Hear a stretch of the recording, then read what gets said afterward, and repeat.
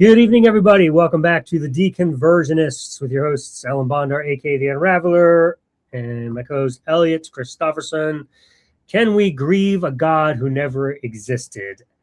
Well, one thing's for sure is we can grieve sleep, because I am tired and Elliot is tired, and we are grieving sleep. So you have us at a disadvantage if you call in. We're not going to be on our A game. So go crazy. Yes, I'm Your happy. chance.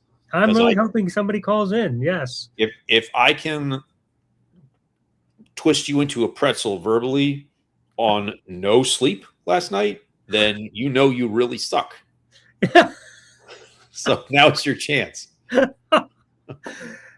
that is our invitation to call in the show. You got to hop in, though, if you want to join us. In fact, now my excuse for failure will be that, oh, well, this isn't a debate show. We're just here to have a friendly conversation. So I guess it's win-win either way. Yes.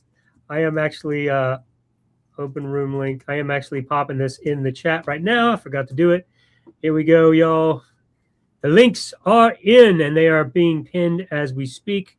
All right, so now you have no excuse. Now you have to call in. But listen, tonight's an interesting night because with Life After Faith taking a tiny bit of a hiatus with Drew Beckius there, we happen to be doing a few episodes right now that are dealing with Life After Faith. So it's a perfect opportunity for theists who might be missing the Wednesday night shows to call in here and talk with Elliot and I, who have both come out of Christianity and would love to talk to you, because maybe you are a person who is grieving a God who never existed. And we'd love to talk to you about it. So this is a great chance. So if you're a theist, we want to invite you to call in and talk with us. We'll just have a great conversation. If you're an atheist who would like to tell us whether or not you can grieve a God who's never existed, or you want to convince us that your God does exist and we shouldn't be grieving him, or as some theists say, if you're grieving God, then it means he's calling you home. Call in and talk to us about that. We'd like to hear it because, as Ellie and I are always saying, look, if there is any good reason for us to believe a God exists, we'd like to know it. So far, we've not encountered it. Elliot, have you encountered it? I have not. There are reasons to believe a God exists, but if those are good reasons or not is where the debate happens.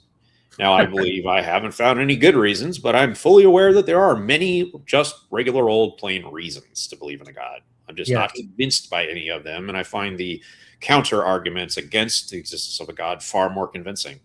But in the end, it's all comes down to how you judge it.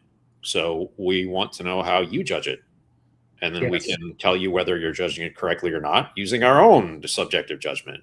So it's just a circle anyway, but hey, let's have some fun, right? Yeah, let's have some fun. Well, we'd love to talk to some callers tonight because we need your help to keep us awake. So please call in and have a dialogue with us so that we're not having to come up with stuff when we're tired. This would be great. But, tonight's conversation is, can we grieve a God who never existed? And, let's talk a little bit about coming out of Christianity, Elliot. Because tonight we're talking about that, and then next week, just so everybody knows, while we have fresh ears and viewers, next week you're going to be on with Jim Barrows with a topic called "Leaving Christianity: Why It Hurts." That's another great one for Christians to call in or ex-Christians to call in and talk about it and see where they are, because it does hurt when you leave Christianity for many, many reasons. And over the years, it gets easier. But it is very much like losing a friend to death in a lot of ways. For me, it was. I mean, the moment of awakening, the moment of clarity, where, and I've given my story before, where I was quite literally on a prayer walk. I had no desire to exit Christianity. I wasn't looking for an out. I wasn't trying to escape. I wasn't trying to run to some sinful life. It was nothing like that. I wasn't even aware that I was deconverting. It wasn't even on my radar. And here I am on a prayer walk, and my book that's coming out soon called Unravelation, How Those of Faith Find Freedom. It discusses all of this and what was going on behind the scenes that I didn't realize. And it discusses how I escaped and why, and it helps people do the same thing that I did. But I wasn't aware that I was, escaping. And And so here I was in the middle of a prayer walk, quite literally talking to God, asking for him to heal me and reveal himself to me, because I was in a lot of pain. And it was in that moment, like halfway through the prayer, that it was just this awakening that just happened. I couldn't explain it other than that. It was just like something snapped in my mind. And it was just like this tornado in my head that was just, I was just in absolute turmoil. And it was in that very, very moment, just peace. Like I couldn't even explain, just this incredible peace. Like I woke up and I was like, I think I'm an atheist. It was the weirdest moment for me, but that's exactly how it happened. I was just literally awoke in that very moment. And I was like, what am I doing? Who am I talking to? There's nobody there. I like my life flashed before my eyes in that very moment. And I was just like, oh, wow. Yeah. I was like, I remember all these things that was happening. I remember planting my church, like in these moments, like all the things that I had to do. And I was like, where was God? He was nowhere. I was doing all the work. I remember all the healing I had to go through over the 2 years previous from losing my church and my marriage. Where was God? I had to do all the damn work. I had to go to therapy. I had to do the homework. There was no God. No matter how much I prayed, he never showed up to assist me. I thought about all growing up, where all the times that I got picked on and harmed, and there was no God that helped me. Like all these things were just like boom, boom, boom, like instantly through my mind. And I was just like, there's no God there. It was instant for me. It was not even hard. It was just this freeing moment, super easy to just recognize I was an atheist. I didn't even have to question it.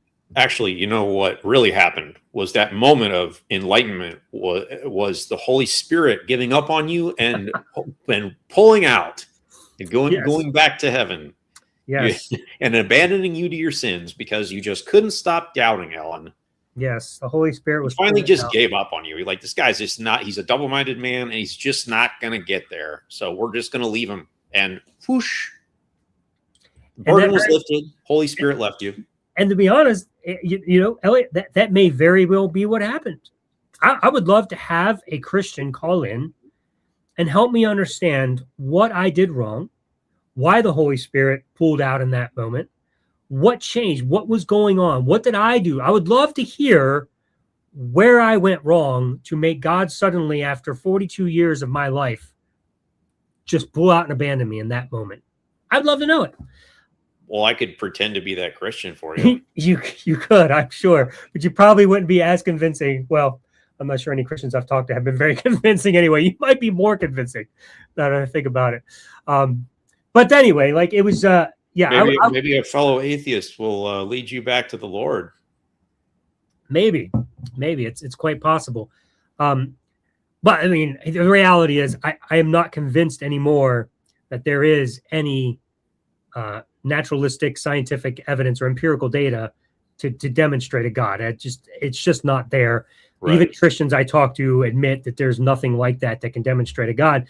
And for now, I am not content to just embrace a method like faith that doesn't work. It's just faith anything can be taken on faith. So as much as Christians love to say, well, you just have to have faith, that's not good enough for me, because I can just have faith that the tooth fairy created the universe. Like, there's nothing about faith that is reliable that I can use to verify that a God exists. So, well, what if you took faith out of it and you just stacked up all of the evidential and logical arguments that Christians use? Do you think you could get to a God if maybe you tried hard enough without using faith?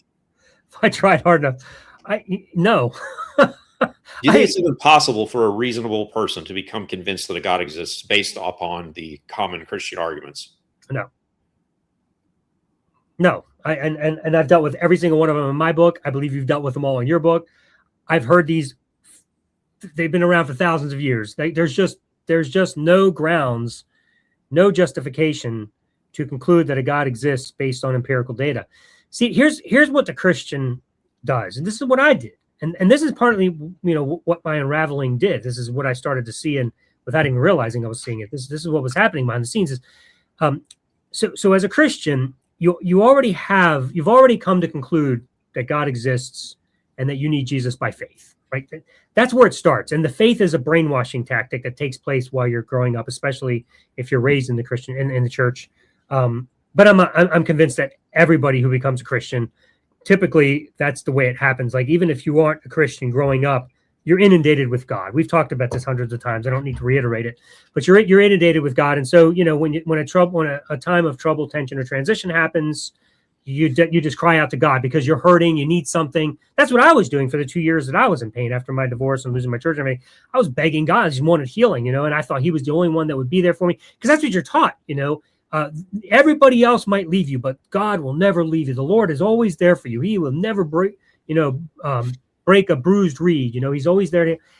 And so I was begging. He was never coming to heal me. So it was very, very frustrating. But and then, of course, the whole traditional thing is, well, you just didn't do this enough. You didn't do that enough. So it falls back on you. You're always to blame. No matter how much God fails you, it's your fault. But at any rate, what's happening then is you already have this conclusion that God exists. That's already in your minds. And then you have all of this empirical data, empirical evidence that aligns with that conclusion. It is consistent with the conclusion. Like, nothing comes from nothing. Oh, well, there you go. See, God must have created the universe. Or you look around and things look designed. Well, look, see, that must be God. Whatever it may be, all of these, or even Reformed epistemology, that there's just natural conclusions you can draw that are just I forget, normative conclusions. I forget what it's called. Geisler talks about it. Do you remember what they are? What it's called? I can't remember the word. I think it's normative conclusions. Whatever it may be. Yeah, I've never gone down that road. So if you guys are, I don't know what I said. Sorry about that. I was meant to click comics. And anyway, so that was a second. Back. Yep, we're back. Welcome back again, everybody, to the Deconversionists. Anyway, so you have all these pieces of evidence. Now, just as a side note, like, they do work. Like, you can be convinced by these things if you are a rational person. There, with one caveat, you have to completely ignore the counter arguments and the counterfactuals. So, like, if I was trying to be reasonable and I didn't know the counter arguments and I just looked at what the Christian has to offer, like, I could be totally carried away with all that stuff and come to a God because it's a panacea. Like, everything is explained by Christian theology because, like you mentioned, God in the Matrix. Like, once you enter the Matrix, like, anything's possible. It's like simulation theory. Like, every single thing can be explained, or it can be just explained away by, well, God did it. God is all powerful. We don't have to know exactly how he did it. So you can get there. You just have to completely ignore the counter arguments that debunk every one of these things. Well, and that's what Christians are doing. Like, they're rational to an extent because they are accepting. Of course, maybe they believe first, so they're not rational, but they're being as rational as their faith will allow them. Well, but they're ignoring everything that the world has to say as a debunking mechanism to these arguments.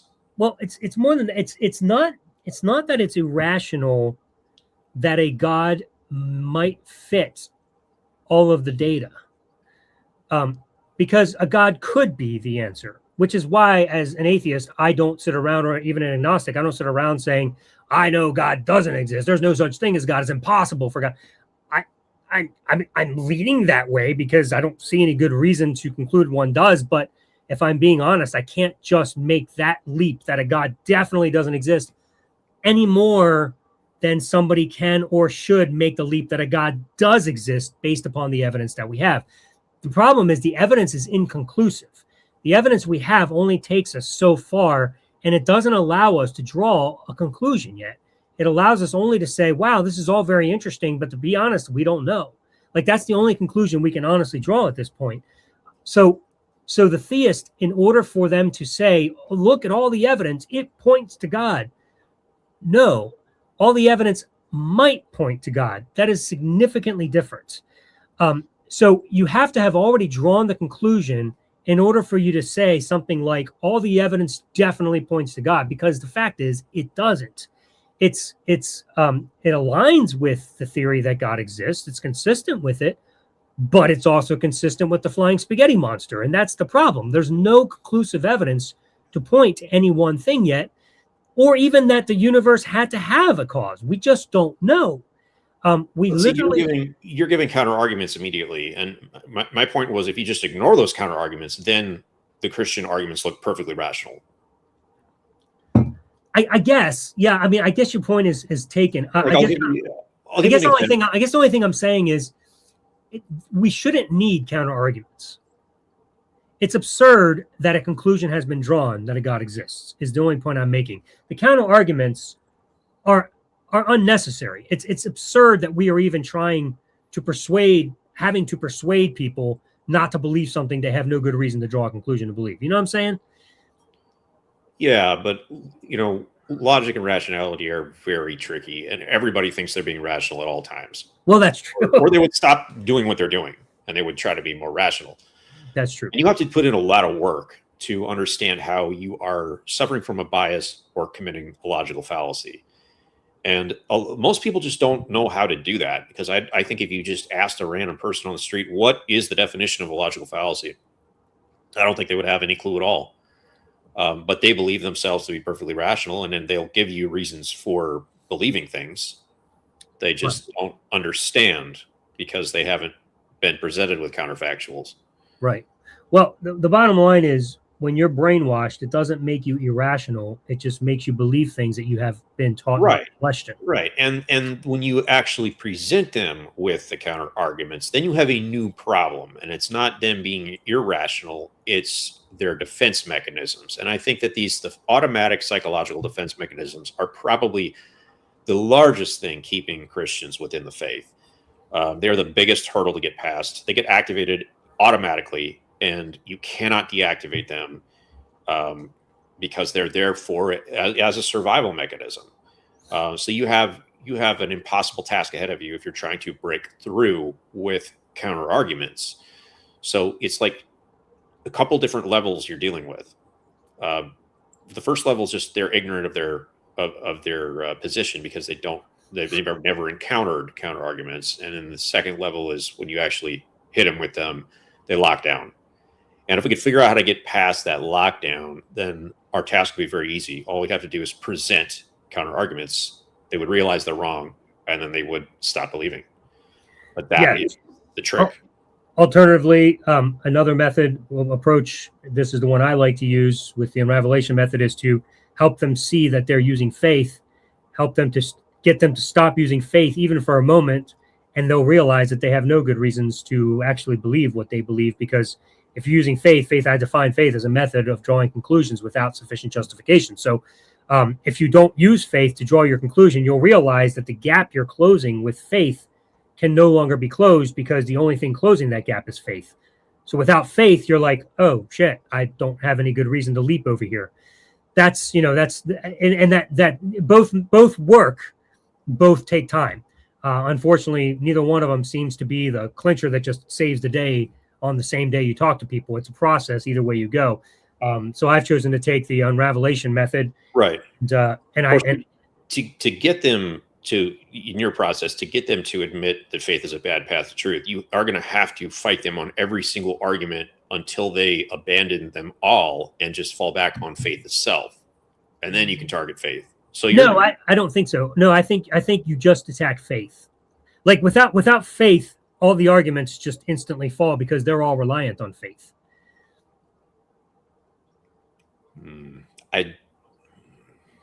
I don't agree, but maybe we've had this conversation. But what's that? Maybe we should save our disagreement on that one for another time, because I can't. Yes, we go round and round about this one, but I am convinced that faith is the actual root problem of I just don't think they'll recognize that. If you go straight for faith, I think they will counter you with evidence and arguments that they've been, Yes, I don't think removing faith is a rational discussion. It's not something you debate them out of. That's why I think the only way to do it is through a process of unravelation, which is why I called it that, which is what I do in my book. So no, I don't think if someone comes on here and I persuade them using faith that they'll instantly be like, oh, because faith is actually instilled by brainwashing, by indoctrination. So you have to undo all of that brainwashing to get them down to where they're vulnerable and they lose that need for faith. Like, that is an absolute process it's a process that took time to build. So it's going to be a process. It's going to take time to remove. So yes, if you're going to just go for the instant kill, it's not going to happen by removing faith. I think that recently, in the last couple decades, there's been a trend away from faith. Like, I think Christianity understands that the traditional definition of faith is a problem, the one that you're using, and so they have tried to distance themselves from that and redefine faith. So when you run into these people who have redefined faith and they're deep into apologetics, like, you're not going to be able to show them the error of their ways by debunking faith as a bad path to truth. Well, I think they've tried to redefine it, but I don't think they've done it successfully. Like, to me, I don't think it's hard to get them back on track where they are trapped into the original definition of faith. Like, I think you're right. They have noticed that there's a problem with the method the way I define faith, because that's the way Hebrews 11:1 defines faith, and that's how Christians typically use it.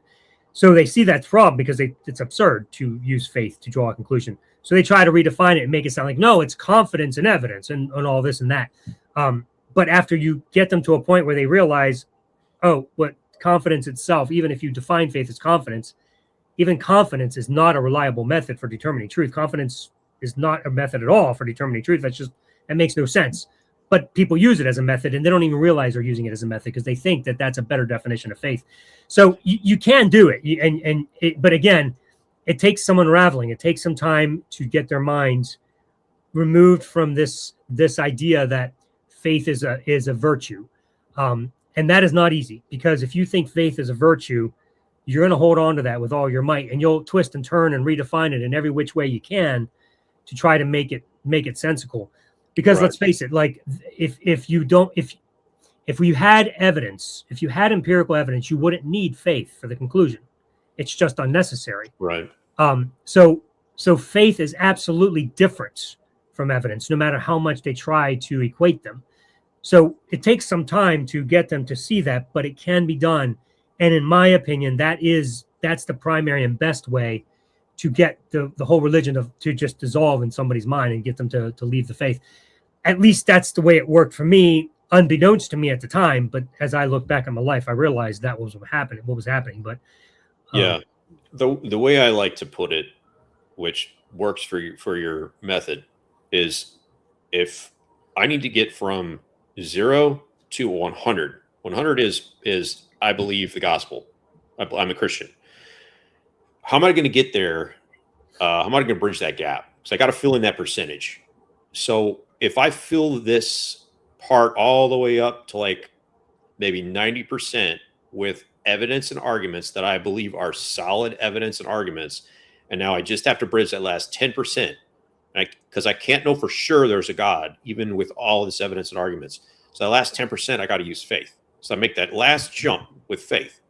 Now, if I then go through and I debunk every one of these evidence and arguments with counter arguments and show that these are all terrible things that you shouldn't be standing on. Now I'm all the way down here again.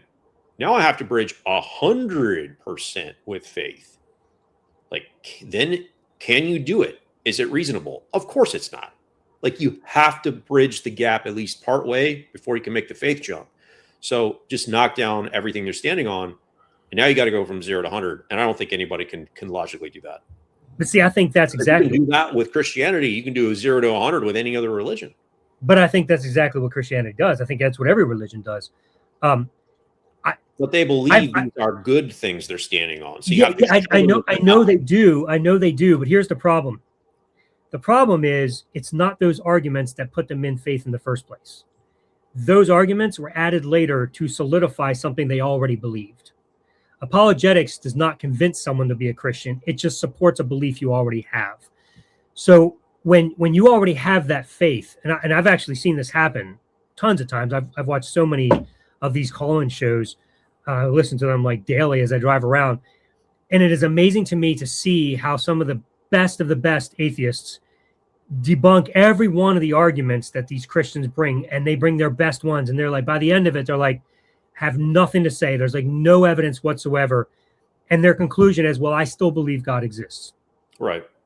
Because for them, it isn't about 0 to 100 or 9 to 100 or 50 to 100. It doesn't matter because all the evidence in the world was never the reason they believed to begin with. Well, that's why they went from 0 to 100. They need to be shown that, though. They have to be shown that everything they're standing on is garbage, and they're having to go from 0 to 100, a complete leap of faith.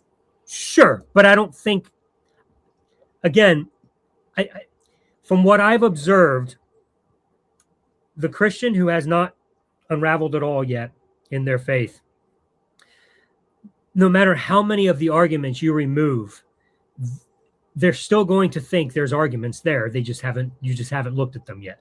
You just haven't seen them. We just haven't dealt with them. I know they're there. Right. They're in the Bible. We just haven't seen them. So you can bring them back down to 0, but in their mind, they're not at 0. In their mind, they still have all the evidence in the world because it isn't the evidence that convinced them anyway. It's faith. Faith is all that matters. And so once you are there, you can debunk every argument I give you. And at the end of the day, I'm still going to be like, oh, I guess I just didn't think of the right argument. But that itself, what you just said, is a counter argument. So either way you cut it, you're going to have to be making a counter argument. Who is? You are. We are. To reason with them, to show them that. Like everything you just said is in itself an argument, a counter argument to their brainwashing. Well, I mean, in my opinion, what I'm trying to do with the Unravelation method is I just bypass all of the other arguments and the counter arguments that bring them down to 0. To me, that's inconsequential. There are none. I know there's none. I think they know there's none. I don't think it matters. Like, logic isn't the reason they're a Christian. Literally, it's faith. So for me, I don't see the need, and for me, it's not worth the effort and time to debunk all their arguments. I mean, I do it because it's fun, but at the end of the day, if I'm really trying to deconvert somebody, it isn't going to be by debunking their arguments. It's literally going to be by helping them to realize that faith is a method of drawing conclusions without sufficient justification, getting them to stop using faith as a method of drawing conclusions without sufficient justification. And that in itself will be all that is necessary because none of those arguments, because then that backs them away from even that 10%. And now they see clearly like, oh shit, what am I doing? None of this proves that God exists, which is where I was when I left Christianity. I was a presuppositionalist. I could have made all the best arguments for the existence of God. And after in that moment where I left faith, I was still a presuppositionalist, but I realized in that moment, I was like, oh, that argument doesn't work anymore because it doesn't actually get me to God. It just gets me to something. And that was enough for me to realize, oh, well, I guess faith was what was doing it. So all I'm saying is yes, we can spend all the time debunking all the arguments and with counter arguments. But at the end of the day, they're just going to hold on because faith is what keeps them there. So to me, I'm just bypassing that, debunking faith as the issue, and that dissolves all the arguments altogether. So I don't know if that makes sense. That's where I'm at. Well, it makes sense. My only question or contention with this is what percentage of Christians can be gotten to through Unravelation? I mean, do you put this at 100% of them are using faith just like this? Oh, I believe. Well, yes. I mean, think about it, dude. Okay. Well, that's where our disagreement is because I don't think it's 100%. So think about it. What Christian is drawing a conclusion that God exists based strictly on empirical data? Oh, no. Well, no, they're not. They're not. No, right. I don't think any of them are. No, but right. They don't know that. That's the problem. No, I know. I'm not saying they know that. I don't think brainwashed people know they're brainwashed. I don't think a single Christian realizes what they're doing. But there are other methods. There are other methods besides faith that they have used to come to their beliefs. And for one of them, and I'm curious to see how you would address this. Most of the Christians that I talk to don't use the faith argument and don't use the evidence or arguments. They use the personal experience claim. They came to God through a personal experience. It was extremely powerful. They experienced it firsthand. They didn't need faith and they didn't need evidence. It was the third way of getting to the same conclusion.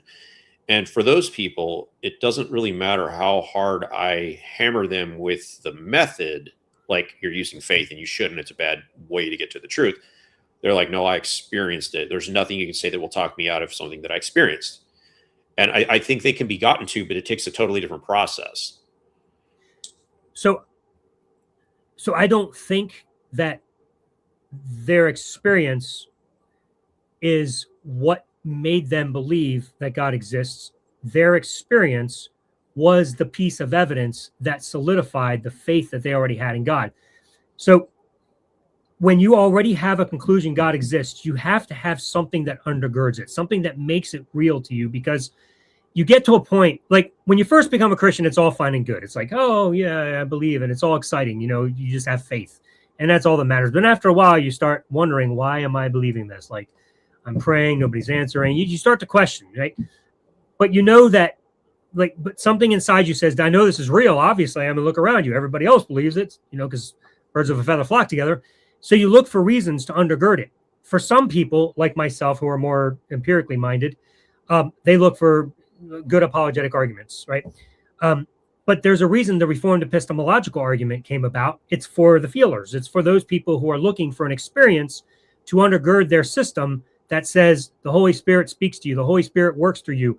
Jesus said that if you do my works, that I'll be present with you, and you do a work, and then something happens that you forecast into the situation. Rick Welch, I don't know if you've seen all of the debates Rick Welch and I did, but this is Rick Welch's exact problem, in my opinion. Like, he read a text in the Bible, he forecasted upon his life that if he does this task, just like Jesus said, if he does this, then that's going to happen. Well, that happened.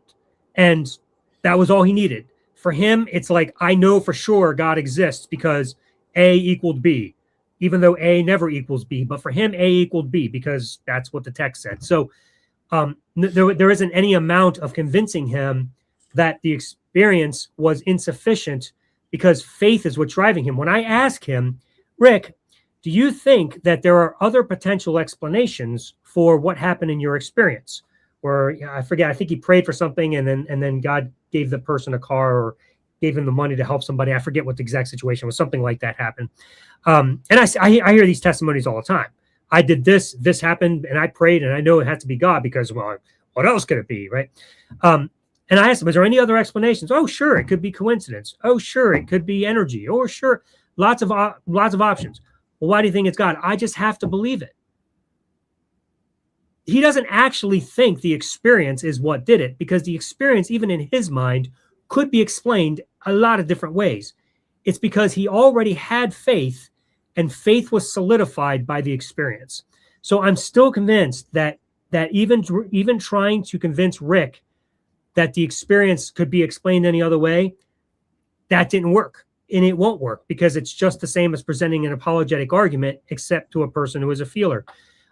What you have to do is unravel faith in that person's mind so that they no longer use it. That's the task. And it's a hard task, but I think that's the task that bypasses all the argumentation. So what would you say to somebody who went to prison and they had an experience, that salvation experience at their lowest point, and God changed their life, and you say, well, you had to use faith first to get to that experience, and they counter with, no, I didn't think it would work. Like, I said the prayer, but I didn't think it would work because I thought it was silly. But I told the chaplain that I would do it anyway. And oh my God, I was shocked at the results. They just happened to me. So that person is going to claim they didn't use faith first. The experience came first, because they like to play that skeptic card where, oh, I didn't think it was real until it happened to me. And then what would you say to that first?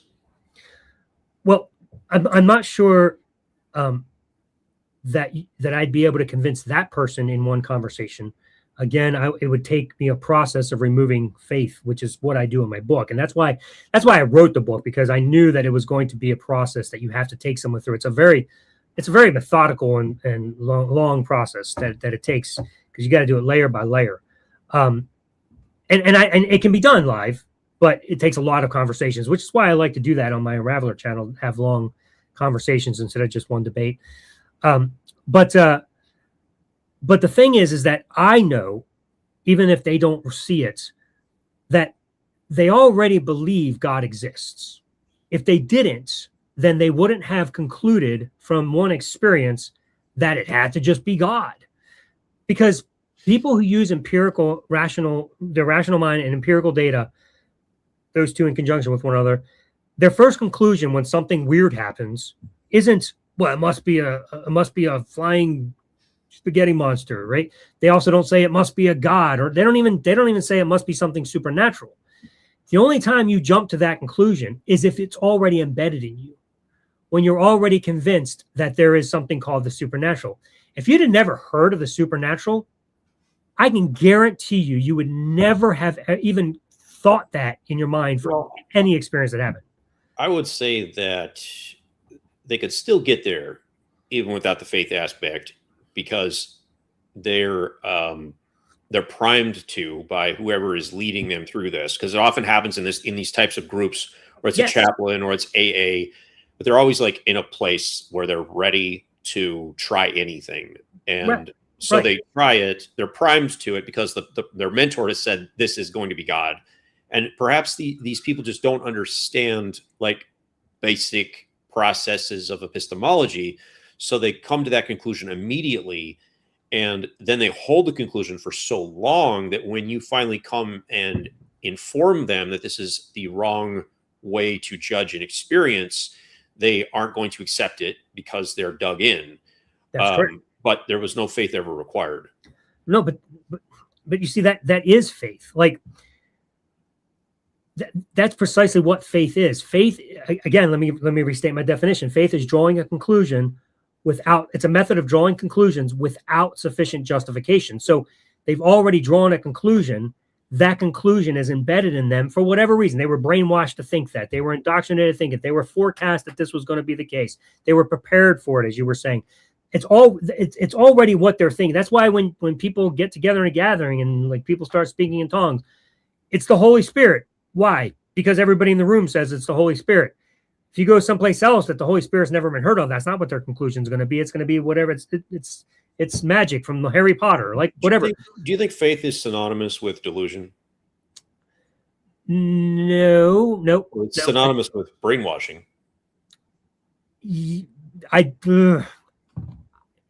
and no. I think it's very, very intimately tied to brainwashing, but they're not strictly identical.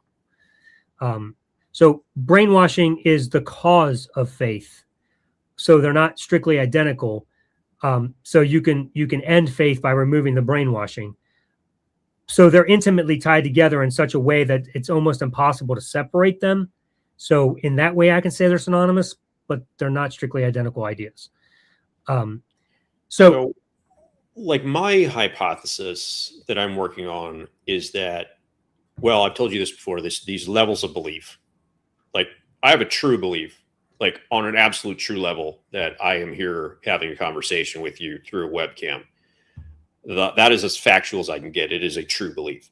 But when I start getting into things that are more abstract concepts, like, I don't know, quantum physics or simulation theory or gods, suddenly these things only really exist up here. And if I claim to believe them, they're not on the same level of belief as I believe I'm having a communication with you. It's more of it's an abstract concept. It can suffer from delusions very easily. And because of that, my hypothesis is that these people know deep down that they're wrong when it comes to these faith beliefs. So I use that personal experience scenario because I talked to somebody who that had happened to them. They were in prison and they had that conversion experience. And what kind of worked on them, like in real time, is I asked them for details on what exactly happened what exactly did you feel when you had that experience. And I said to him, I found that when people speak it out loud, it kind of loses its power and it doesn't seem very miraculous anymore. And you kind of can be a little ashamed and embarrassed by what you're saying, because it's easy to say this experience was extremely powerful if you kind of keep it to yourself. But once you actually explain what was powerful about it, it loses the power. And I said, I want to try this. I want you to just say it out loud what exactly happened. And he wouldn't do it. And instead he said, wow, you're pretty good at this. And I'm like, yeah, I kind of found a weak spot, didn't I? Like, deep down, you kind of know this is a weak link and you might be wrong. Your experience doesn't hold up under real scrutiny. So I don't know how that plays into faith, but like if it's a delusion, like they know it's wrong. So if faith is synonymous with delusion, then I think these people using faith already know this is a bad method. Right. Yeah, I'm not. And while you may be right, I'm not yet convinced that that's the case. I don't think that they're delusional. I think there are beliefs that Christianity causes in people that I would call delusional, and when they believe them, so like as an example, I think there are people like Rick Welch who, in my opinion, is a stellar guy. Love the dude, one of the best people you'll ever meet. Kind-hearted, caring, would never own a slave, would never stone his wife, would never do anything of that sort. Right? Would never. He would even advocate for human rights. Like, he's just one of the best people I ever meet. But because he's indoctrinated with this faith thing, he has to defend the Bible at all costs. And so he has to say silly things like, well, if I was living at that time, I would have to, stone my wife. And and when they do that, when they say those silly things, like they know on a certain level, they know that they're wrong. Right. I think they do, but I don't like, they have to find a way to justify their faith, because it isn't about the arguments anymore. It's about realizing, like, I'm not sure, because like, even when I was a Christian, and it's hard to think back because, when you're out, you're out. But when I was a Christian, I got to say, like, I was just as convinced as Rick is. Like, I would have presented the same stupid arguments. Like, I would have. I'm not a delusional person. I'm a very nice person. I would abhor all of those things. Now, I mean, it's possible I never really saw them for what they were because nobody presented them to me. So I'm not 100% sure. Yeah, that's how I would have handled it. But I'd like to think that I dealt with them in my life, because I was a pretty deep studier, man. Like, I went really deep into the text. I mean, exegetical teaching, like I'm pretty sure I encountered just about every text there was, and I'm sure I had an answer. But if I didn't, maybe that would have got me out sooner. I don't know, but I think the point I'm making is I really believe this stuff. So if that's how you're defining delusional, then I guess they are the same. But I guess when I think of somebody who's delusional, I think it's somebody who is like incapable of thinking correctly. And I'm not sure that a Christian is incapable of thinking correctly. I just think the reason they're incapable in that moment is because they're trapped by faith. It isn't a problem with their mind. It's almost like the presupposition argument. Maybe they're capable of it, but they refuse to do it. I don't even know if refuse is the problem. Like that would be delusional. Yeah, I don't even think it's refusing, because if they were refusing, yes, but I don't. Yeah, I do honestly think that they are refusing. So, for example, I talked to my sister about a week ago, and it's very frustrating for me because, like, all family always is, and of course, when you're the only atheist of an entire Christian family, it's going to make for a real hot time. And my sister thinks that she's going through the trials of Job. She's had a lot of medical issues over the last few years and a nasty breakup. And she thinks that God is testing her faith. But at the same time, she is begging God for help. And she's been begging God for help with these problems for several years now. And she doesn't understand why God's allowing her to suffer so much. And so I confronted her with it last week. And I'm like, how long are you going to beg God for an answer and not get one and keep believing that he still cares about you? And her retort was, I will never stop. And like, I'm not going to even talk about it anymore with you. And like, I got so pissed off because she can think rationally. Like, I know this is a fact. She's refusing to do so. And she's so trapped in a spiral of delusion that no matter what God does to her or refuses to grant her requests, she will never, like a stubbornness, she will never doubt. I'm like, holy shit, there's something wrong with you. There's something legitimately wrong with your brain. Your brain is broken. Like, you are literally delusional because you are not a stupid person, and you are trapped in this loop of I will never doubt. Like, God could kill me. Like, God could do anything to me. I will never doubt. I'm like, what the fuck is wrong with you? So there is a level, I'm convinced, the level of whatever you want to call it, self-delusion or just delusion, where they are just they're refusing to think correctly. Yeah, well, I mean, I can't say that there is nobody at all that fits that category. I'm sure there are lots that are in that place, but probably for fear of admitting that their whole life was a sham, and like everything you believed was wrong, and now you have to rebuild this entire worldview from scratch. Like, that's scary for a lot of people. Yeah, it takes a really strong person to do that. It does. It's not easy. Like, in a way, I was really glad that my life fell apart before I became an atheist, because I don't know what I would have done. It's hard for me to say. Like, I like to think I'm a strong person and I follow the truth wherever it leads. I mean, I always did before then. Which is why I kept losing jobs in my churches, because I kept believing new things and had to plant my own church.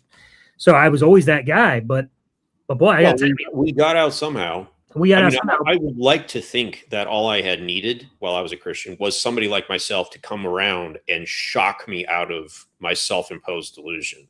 And if they could have done that, like, maybe I would have been susceptible to it. Maybe I needed to get a ways down the road again. Maybe it wouldn't have happened until I got exactly where I was. That's the unfortunate thing, is we can't run that simulation. The problem is brainwashing runs deep, dude. Like, it's when something is drilled in you to a degree where it becomes part of your identity, it's really hard to separate that from who you are. No matter how much the arguments against it make sense, it's like, if I go that direction, I'm no longer me. Like, that's a scary place. That's a scary thought. So if I'm really me, then I can't hear that. That's just not an option. I can't go there. And I think that's what happened. That's why in even those who escape faith, strictly faith, and they get out of the religion itself, and they're no longer a Christian, they become an atheist by all intents and purposes. It still takes a lot of time for them to break free of so much of the indoctrination that they held as Christians, like, in regards to human rights, things like that, where, that's still evil. You can't be gay. That those gay people, that's just immoral. And you're like, when you're actually thinking straight outside of, you're like, why? like now I'm just like, what was I thinking? Like, it just didn't make any sense. Like, but that indoctrination runs deep even after you leave the faith. So I think, just observing that and seeing how long it takes for people, even who have deconverted, to get their head straight in so many things that they've been indoctrinated with. Like, I feel so sorry for Christians. I do. It happened to me the opposite way around. The way I explain it, I might explain it in my book. I don't remember if I do or not, but it was an interesting deconstruction, because for most people that I have known, former Christians, they will leave the faith first, and then they will change all of their views that surround religion. Like, they'll if they're on the right, they'll go left, and they'll change their views on gays and all that stuff. For me, it happened the other way around. Every one of the strongly held positions I had on social and political issues, like, fell apart first. It was like a castle being assaulted. Like, every tower one by one came down, every wall came down, and the only thing left at the end was the keep, Christianity, which was keeping it all together. It was the only one that hadn't fallen, and because I had seen everything else that I had believed unravel and become untrue, like, the only one I had left was to point my finger at was Christianity. And I'm like, why am I making a special exception for this? If I can be wrong about that, and that, why am I correct about this? Why is this sacred? Like, I'm committing the logical fallacy of special pleading. Like, everything else in the world can be totally wrong. I can be wrong about everything, but I can't be wrong about this. And as soon as I turned the scrutiny on that, then it fell apart too. So it kind of was the opposite. Got it. So one thing I would say, as I was saying a few minutes ago, like, I feel deep sadness for Christians, because like, I know that it's all because of indoctrination. It's all because of brainwashing. Like, that's where it begins. I don't think anybody logicizes themselves into faith. I don't think they look at all the evidence and say, well, this is so logical. There's no other possible conclusion but God. I don't think anybody does that. No, I agree. That's real. So it saddens me to know that there are people in this world like me that grew up in this and were trapped in it, and 42 years of your life, of all the experiences you could have had in this world, they're just, you're, for all intents and purposes, your youthfulness is gone. Like, that sucks ass. You know that same experience. We talked a little bit about this last week. So it's very, very sad. And it's very, very painful. And contrary to what Christians think, that we're just trying to hurt people because we're angry at God and hate God and just want to destroy religion, it's quite the opposite. It's because we care deeply about your life. And I don't want you to have to be 42 years old before you wake up. I would love to help you get free at 20 so you can actually enjoy your life, or if all you have left is, when you're 80, at least you have 10, 20 years left that you can enjoy. Like, it's just right. So so it really, there's a lot of motivation here for me knowing what I've gone through. So jumping off of that, let's get to our topic a little bit. Can we grieve a God who never existed? So back to my story. Can you answer simply? Like, do you think you can grieve a God that never existed? Yes. Okay. Yeah. Because in your mind it was a real person. It was an invisible friend. And I know that's something that you can psychologically do. You can definitely grieve an invisible friend when they die in your mind or whatever. I know kids that have grieved because of Santa Claus wasn't real. Yeah. So it's a real painful thing. So you can absolutely grieve a God who never existed.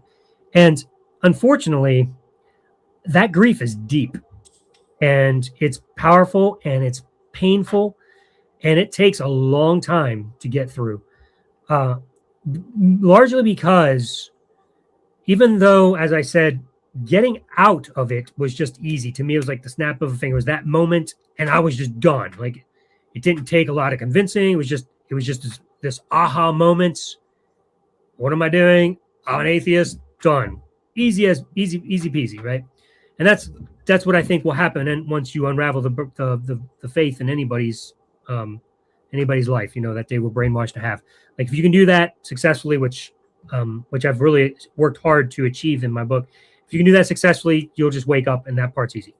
Taking a step out of that prison cell, though, that the door is now swung open, taking a step out of that into this world that you know nothing about, that's very, very scary, because now you're walking out there without this God that has always had you in the palm of his hand. He was always there for you, no matter what. When you prayed, even though he never really did anything for you, you thought he did.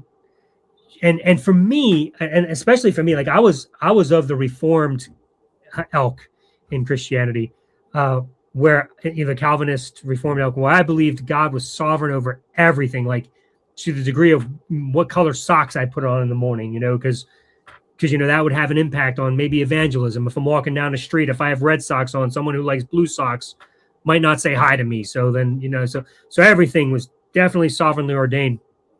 And so I lived this life where it didn't really matter what happens. I was able to get through it because I knew that God was working all things out for the good of those who loved him, right? And they're called according to his purpose. I knew he had some mighty plan for me, and he had it, he had it all worked out. So even when I screwed up, even when I sinned, after the fact, I was able to be like, well, that was ordained by God too. So clearly he's going to work all this out for my good. And so I lived like that. So, it was just like I had this rock under me every day of my life.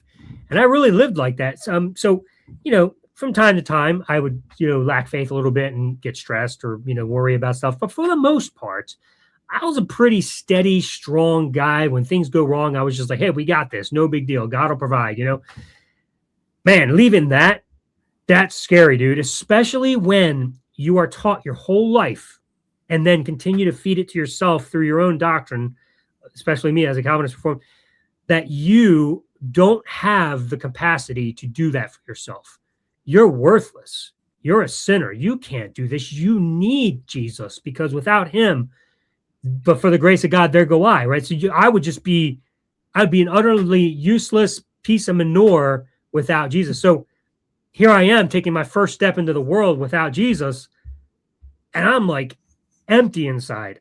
I didn't know what to feel. I was scary as all get out. And man, was I grieving that God. You know, there were so many times I wanted to pray again, but I was like, that's all I know. But I also knew that was pointless now. So, boy, that was tough. So yeah, I grieved. I had a lot of grief, I cycled through the 5 stages of grief. You know, anger was probably the one I came back to the most often, because man, was I pissed when I found out all this was wrong. You know, and had to rebuild my life from scratch. Man, was I frustrated. So yeah, that's kind of my story in a nutshell. You know, and then we could talk more about it, but I want to give you a chance to grab the mic. Well, you know, I was going to take issue with the term grieve until you mentioned the 5 stages, and then I can get on board with it, because I have grieved things like for real, and I know what that feels like. Leaving Christianity did not feel like grief for me in the way that I would have expected, I guess. I wasn't necessarily sad about it. I wasn't sad to have lost an invisible friend, because it goes back to that delusion thing. I think deep down I knew that it wasn't true on a certain level. Like a child with an invisible friend, like they know that they're not telling the truth. They know this isn't real. Can they really grieve something that never existed? I don't think so. If you know it's not true,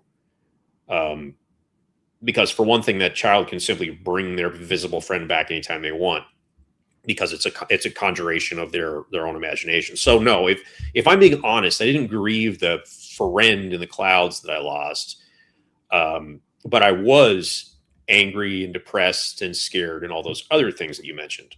So yeah, but it was for a very specific reason. It was because I was afraid of the future without a God in control. Like before, when I believed that God was here, he had the entire universe under control, and nothing outside of certain parameters was going to happen. Once I became convinced that he didn't exist, then suddenly everything that was possible became a possibility. There was no longer any guardrails, no longer any limits. Like anything could happen to me, because God is not on my side.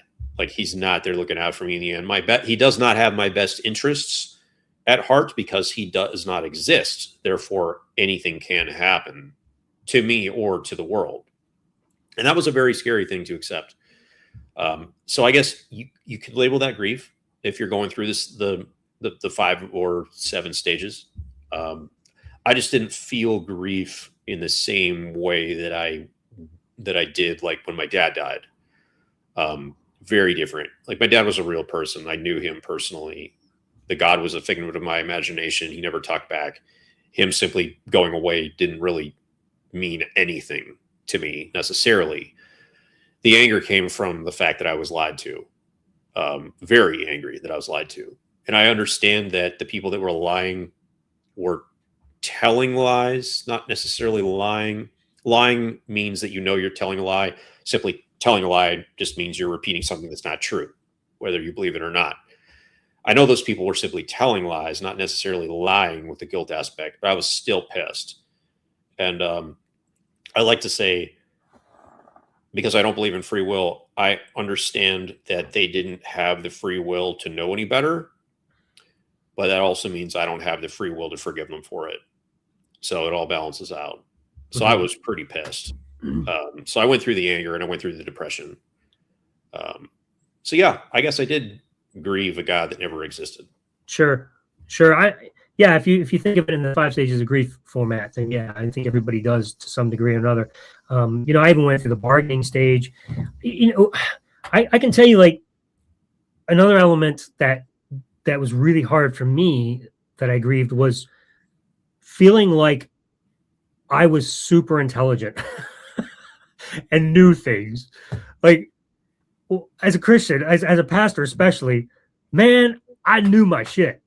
I could run circles around people theologically, man. I was a great preacher. I was being invited to conferences. I mean, I did not need to know science, because all of that was just a waste of brain space. We know God created the universe.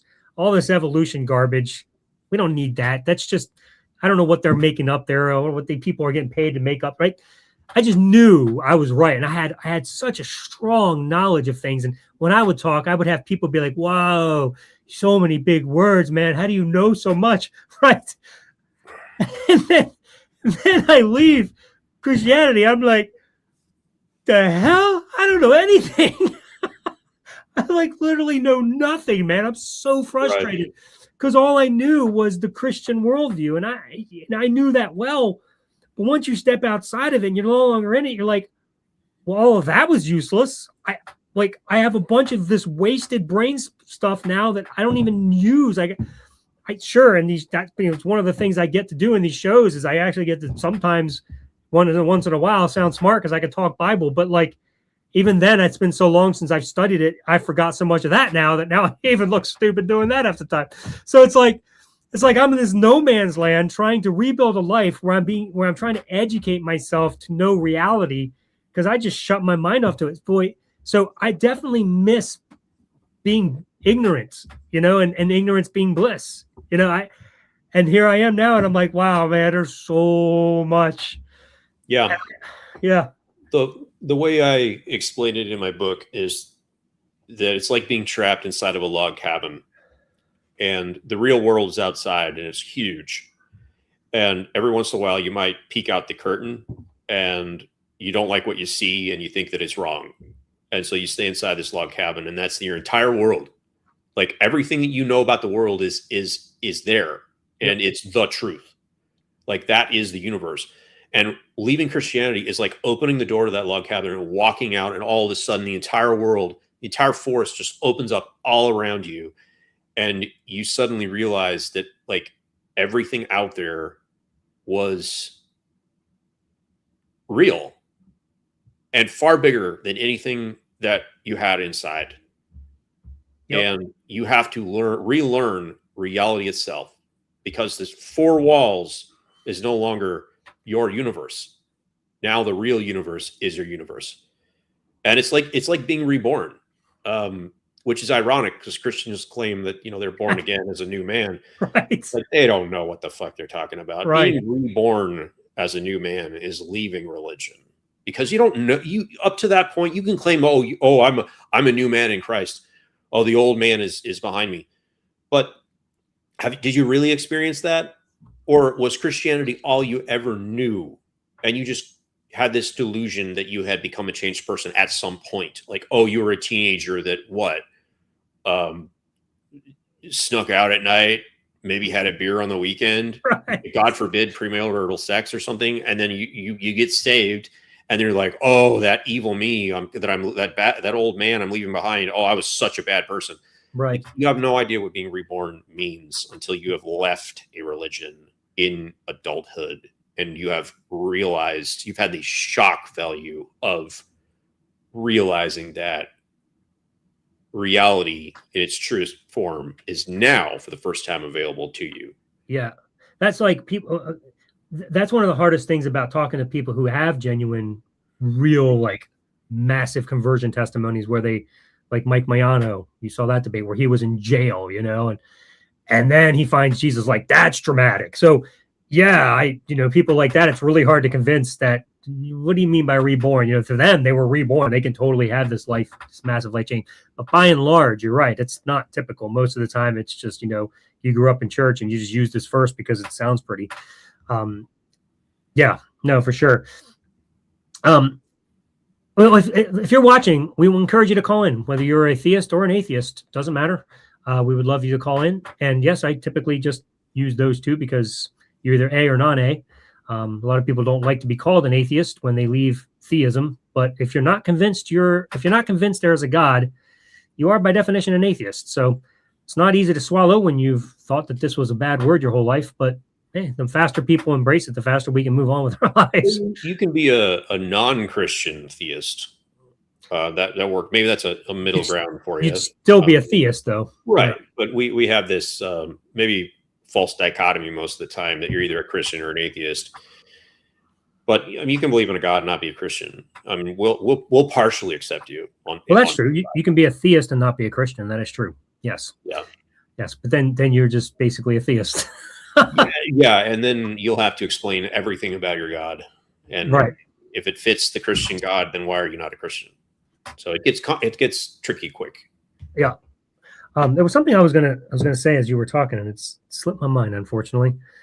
I wish I could remember it. Anyway, so yeah, learning things, that's a big deal. Oh, that's what I was going to say.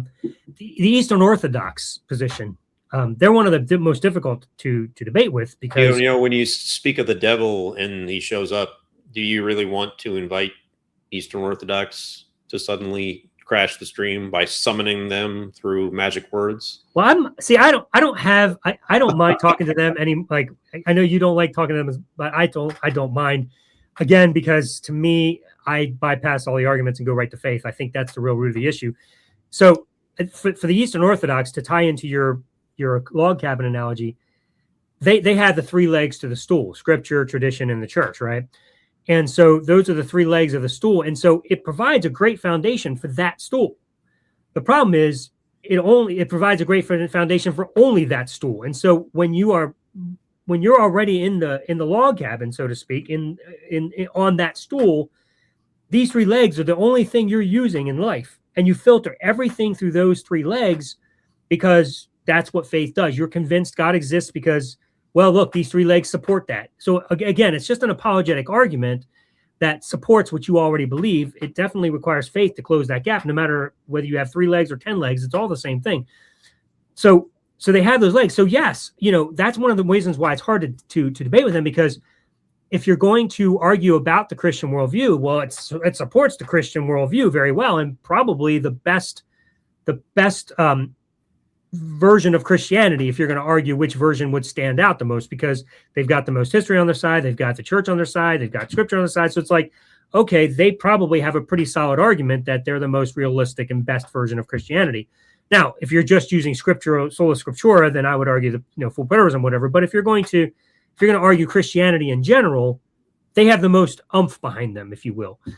But the problem is, when you're using those three legs to filter everything, if reality exists outside that log cabin, as you're saying, you can't see it. You can't understand anything outside there because you're filtering what's out there through these three legs. Well, the three legs presents a problem because we had the one guy on, I think I asked him if we took away one of the legs, would the stool fall over? And he said yes, and it didn't matter which one.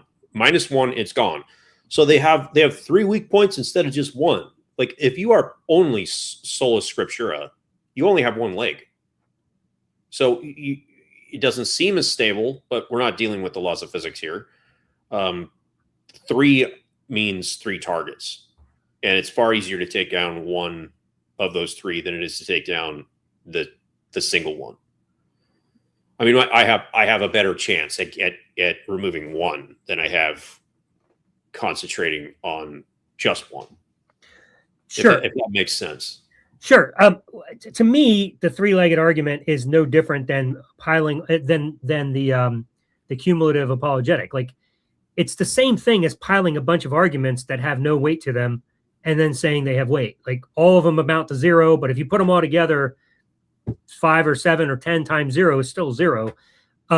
So what cumulative apologetics does is it like, this is what William Lane Craig. Well, it can't be cumulative, because if it was cumulative, I could reduce it by 1 and it would still stand. This one is like a trinity. Like, all 3 have to be there. So it gives you 3. One of those 3 is going to be weaker than the other 2. So if you could take it down, the whole stool falls over. So it actually makes Eastern Orthodox the least stable denomination, is what I'm saying. So you're saying a denomination has only 1 leg is more stable than 3 legs? More stable because one stronger leg, you don't have so if I have 3, like, one of them is going to be a weak link. It's going to fall easy. The more you add, the more likely the more complicated something gets, the more likely it is to be unstable. And if your support system demands all of them to function at all times, losing one makes you a weaker, more complex being. Like, it's a house of cards, versus if I just have one, you can only attack that one. It's more stable in a way. All I have to do is take out one of the three legs of the Eastern Orthodox theology, and the whole thing falls over. Yeah. It's a more complicated organism, meaning it's less stable. Yeah, the challenge with Eastern Orthodoxy, though, is that when you attack the one, they immediately jump to the next. It's like a merry-go-round. You can't just say, okay, well, being honest, because he told us that one goes, it all falls over.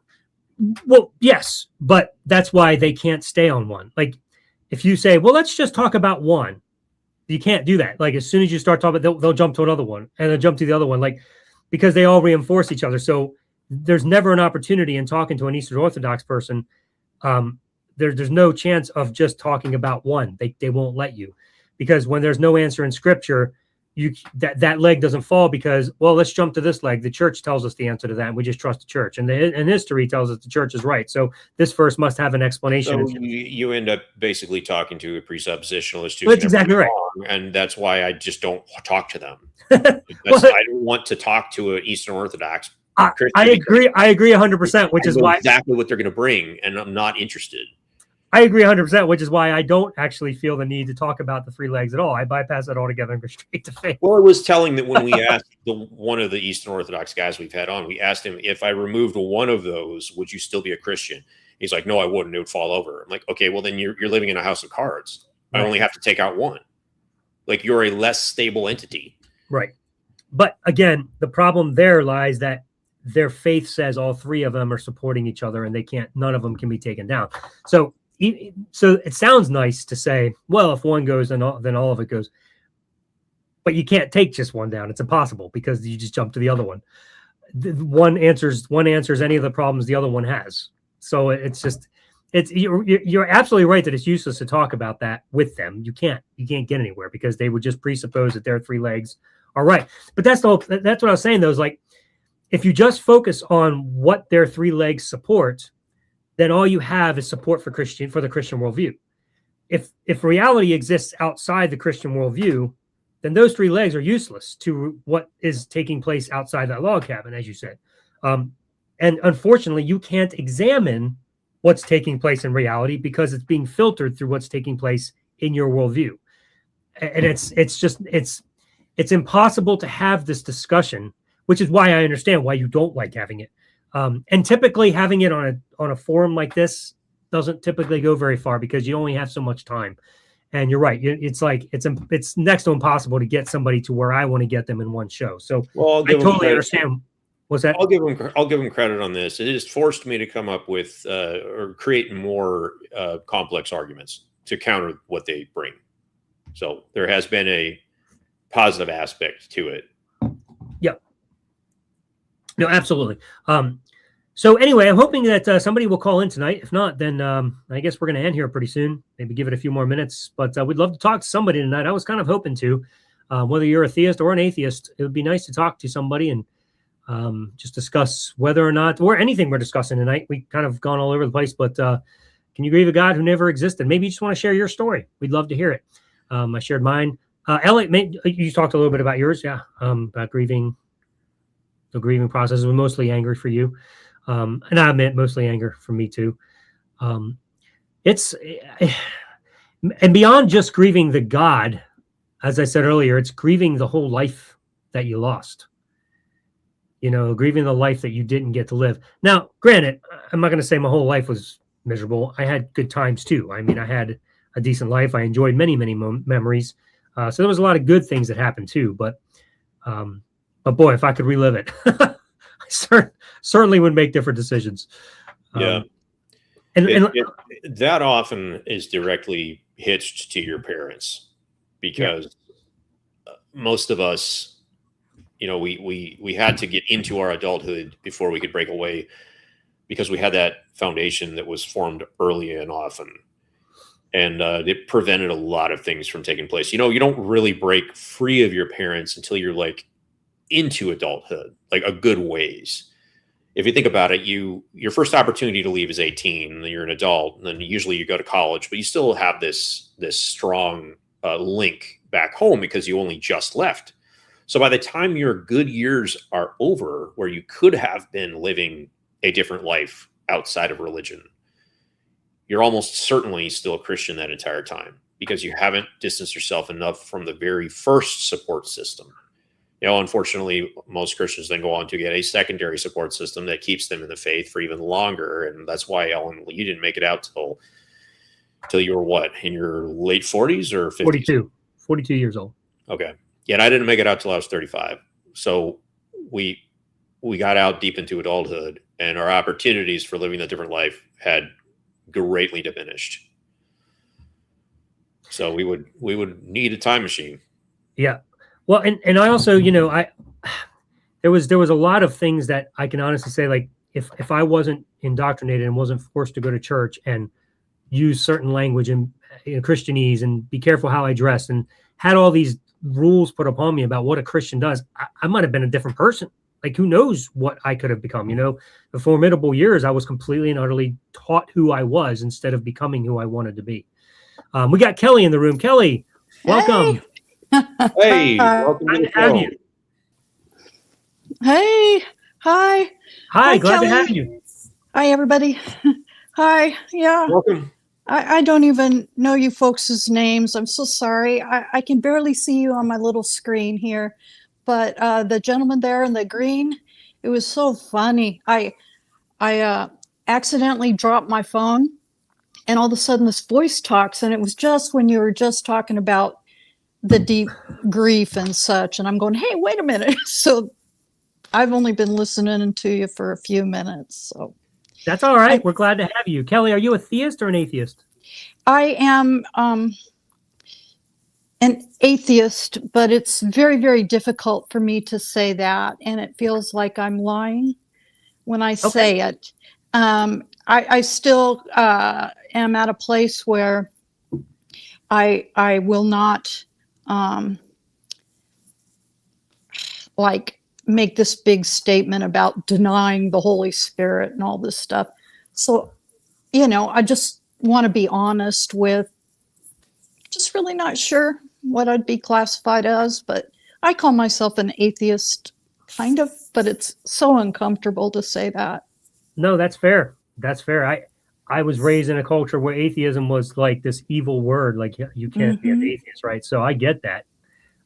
Yeah, I totally understand not wanting to declare yourself any. And I mean, even though you are an atheist or a theist, as I said earlier, that doesn't necessarily mean you have to walk around declaring yourself to be anything. You don't have to do anything. You have every right to just keep it to yourself and be who you want. So, boy, not where I live. It was so weird. I hear you, and there will come a time when you're right, but I haven't learned how to present myself subtly in a way where it isn't an issue. Where I live, everybody's constantly praising the Lord just in conversations. I'll sit down at a table, and the last place I just got pushed out of about 2 months ago, the ladies ganged up when I finally just had enough, and so I left that environment, and I'm starting over again now. And so I'm sure that's all very normal. But in addition to that, I'm experiencing just horrible, horrible grief. I was chatting about it down in the chat. So yeah, it's, and I don't think I'll ever get over it, because the Bible and Jesus were my best friends and basically my only friends, as far as, besides me, just always there. So yeah, it was a real big deal, but it happened real quick. Well, I can totally sympathize. Just a couple minutes. I can totally sympathize with your situation of not wanting necessarily people to know. So I myself live in a very rural area where everyone around me is a Christian. And if I announce in any way that I no longer believe or that I'm an atheist, like, I will be a marked man for sure. And I've already suffered some consequences of that, not by telling people that I'm an atheist, but simply not being receptive to things like people talking about prayer. Like, I had a woman tell me 3 times in 5 minutes that she was praying, or that I needed to pray or something. And I finally said something to her. I said, "What are you trying to do here? You've mentioned prayer 3 times." And me simply questioning her like that, she hasn't talked to me since. And this is a small town of 200. So those have consequences. So I totally understand that you want to keep it, undercover for as long as possible, because it will bring consequences. And so I blew that. You were right. And I've always been kind of a straight shooter, and now that, and I'm not saying that's good. It's my lack of emotional maturity at being able to just keep that to myself. But I can work on that, and you are right. It's very hard to keep it to ourselves because it's an important piece of who we are, especially if we used to be Christians. And like you said, Jesus was your best friend. Like, it's so hard to not say anything now if when you were a Christian, it was impossible to not say anything about being a Christian. So, who you are didn't change. So you still have that need to talk about what's important. Well, go ahead. No, I was going to say, especially as you were saying, you don't have a lot of friends, you said, and Jesus was your friend, the Bible was your friend. So now you lost that, and it's easy to want to latch on to people and want to tell somebody because you just need a friend. And I get that. That's tough. I remember, I was very strategic about coming out as an atheist. I knew in the moment, but I didn't walk around. I didn't walk back to the house and be like, "Mom and Dad, I'm an atheist." Like, that wouldn't have gone over well at all. So I waited a couple of years. In fact, it took my friend Jen Fishburne to convince me to come out and actually, start talking to the world again. So that was, I maybe would still be underground if not for that. But yeah, finding friends, because that was my hardest thing. That was one of the hard things for me too, is who do I talk to about this? It was very hard. And I was lucky enough to encounter a couple of close friends that I hadn't talked to in years, that just by feeling out testing the waters, she kind of was like, "Wait a second, are you an atheist too?" "You are?" "Oh," it was like one of those things. But, I don't know what your situation is, if you've had opportunities to encounter anybody that you share commonality with now. Actually, I went to our first local atheist meeting this last weekend, and Nice. Yeah, it didn't go well. I mispronounced, I'm even afraid to say it, Kamala's name wrong. And I have a speech impediment, and it didn't go well. And because I'm a hermit, I got scared because we were in a small room, and I got up and left. And I know that sounds so ridiculous, but there are reasons for it. I have agoraphobia. Is that what it's called when you're afraid to go outside? Yep. Anyway, so I'll try it again. We'll try it again. But yeah, and I do have friends. It's just that I've lived in my own apartment for so long, but I just don't know how to relate to people in real life. However, I do have all my studio equipment ready to go. And as soon as I find a safe place, I'm going to rent that office and set it all up. It's all ready to go.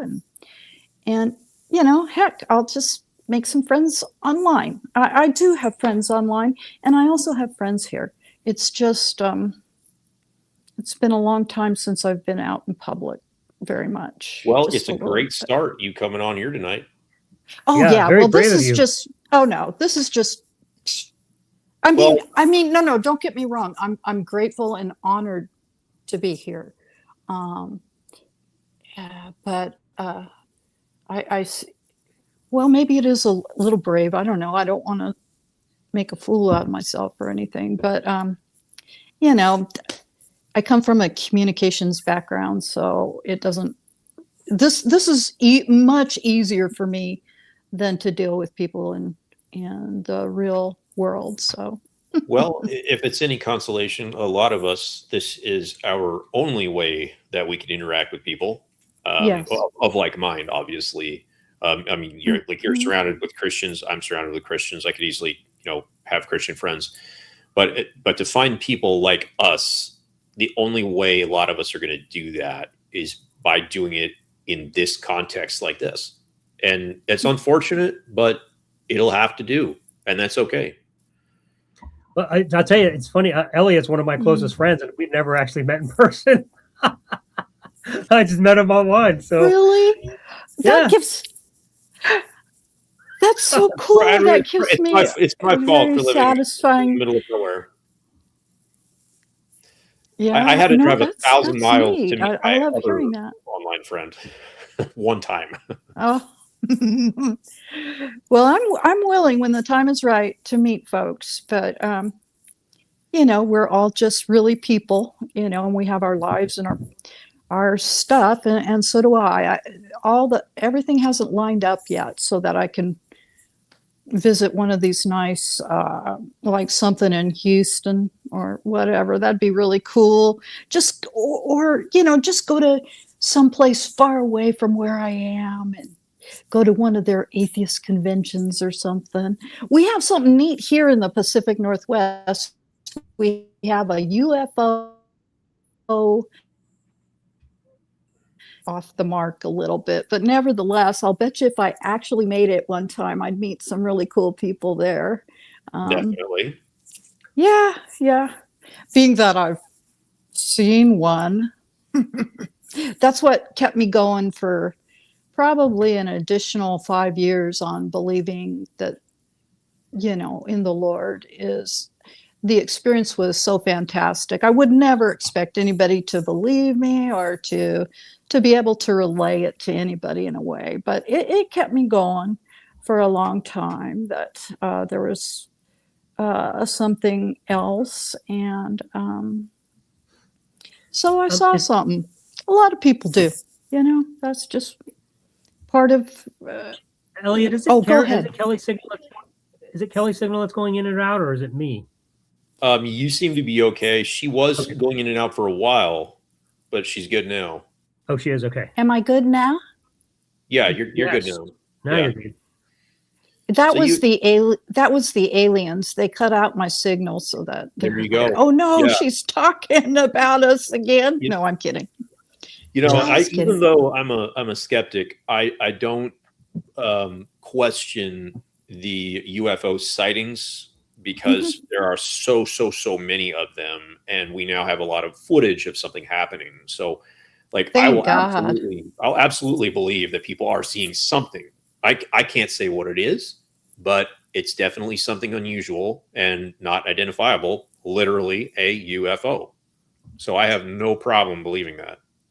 I'm just grateful I don't feel like this big pressure anymore to get out my one scratchy little video and proclaim to the world before I die that I had this experience, because like you said, it's all out there. It's like, oh, good. It's like, it's not my job, and the videos are so vague anyway that, I wouldn't believe a video.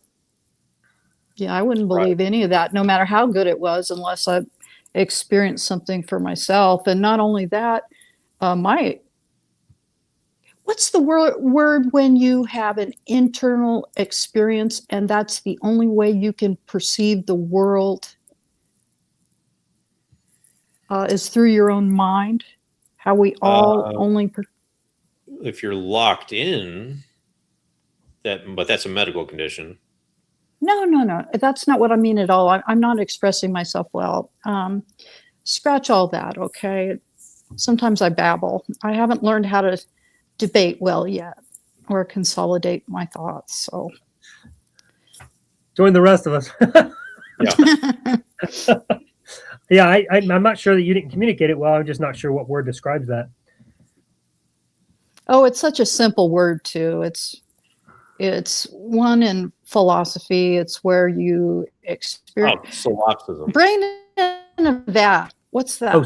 Solipsism. Brain Is that in what a you're talking vat. about? Just, Solipsism, yeah. just where where Hard where solipsism. Christians call in. No, nothing. What was that again? It's called hard Oh, solipsism. where people. Oh, okay, yeah, something like that. Yeah. Solipsism, So yeah. anyway, yeah. All together now. Solipsism. I'm not sure if you're like behind us or in front of us. Solipsism. Yeah, I think I think her internet might be slightly more unstable than ours. Yeah. We're going Well, in and you know out. what? Can you hear me okay? This moment, if- yes. Most of the time. If it's probably this darn cable here, and that's why I need to get my earphones and everything. Sorry, guys, I'll do better next time, okay? That's okay. Yeah, you're fine. Kelly, tell how long were you a Christian? Well, I started reading the Bible when I was maybe 4, but I don't mean reading it like an adult. I meant my mother, holding open a scripture and telling me what it said and having me sound out the words. So, started out Jehovah's Witnesses in the Florida Everglades swamps, and then went on to Southern Baptist out there, and then just had that strong influence. And I've just been a Bible student my whole life. As I've had a rough life like everybody else, as I've gone through my life. And just often the Bible was my only friend, like my teddy bear, right? Sure. I still, I don't now, but up to several months ago, I must have had, 5 or 6 Bibles all over my home. Constantly, I still have the family Bible, my study Bible with all the special marked places, the yellow highlight. Oh, yeah. So my whole life, basically. So how long ago did you get out of Christianity? Well, and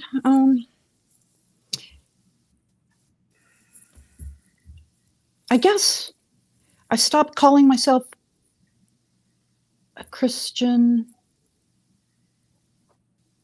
during I'm struggling for words. Please be patient with me, please. Since the genocides, I don't know what is appropriate for your channel, so I don't know what I can say. But our recent You can say anything genocides, okay, our recent genocides over in the Middle East just were the final straw with me in that. And then how Christianity was then associated with politics, and that we are over there with some sort of mixture of Christianity and politics. Even if, say, let's suppose for a minute that the whole story of the Trinity is true, I would want to rename it all at this point, because I want no association with the word Christianity, because it has now been ruined, and it needs to stay that way. And it's very hard for me to say I'm no longer a Christian, but I want nothing to do with genocide, and that is my bottom line. There is one thing that Kelly does not approve of in this day and age, as we evolve, is genocide. It's totally unnecessary, and since the word Christianity is now being used politically to hijack this idea of it's cool to genocide people. No, I'm done. Big changes, and Republican, and we're gonna, or I am, excuse me, meaning of the word Republican, and I'm going to be a part of demolishing the word Christianity in for any games anymore. I have a hard time playing. You know, I go to these, sometimes I'll call into a talk show and everybody's joking and keeping things cool. And I have a really hard time doing that, you know, so it just cut me off if I get too serious or whatever. But you'll notice that with me is I'll be la la la, everybody's, you know, joking, and it's so weird to do So, that. curious question. So you said you don't want to be associated with Christianity. You wish you could, but because of the genocide, you can't. What? So that was what made you stop being a Christian or calling yourself a Christian. When did you stop being a theist? When did you stop believing in God, that a God exists? Yeah, it happened so quick. I think it only happened, it happened in like 30 seconds. And I was spending last winter waiting for surgery. No, I just had the surgery, but I was very unwell. No. This was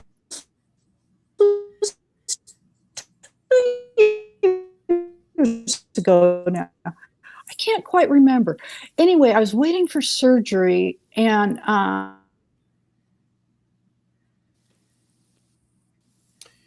can you guys hear me okay? Did I go away? Not really, no. Your internet is awful bad right now.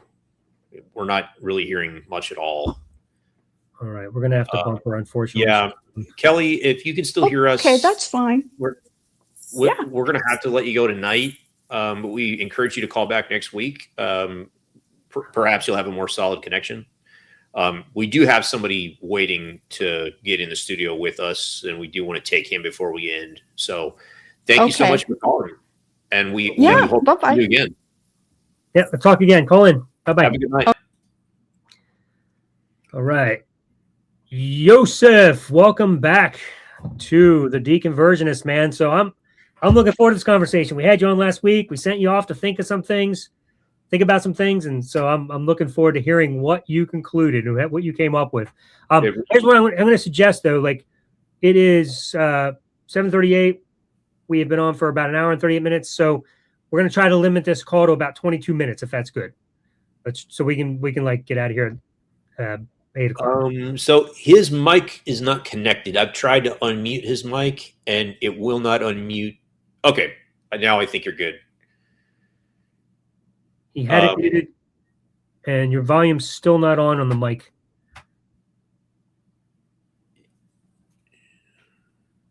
Yeah, there you go. You're good. All right.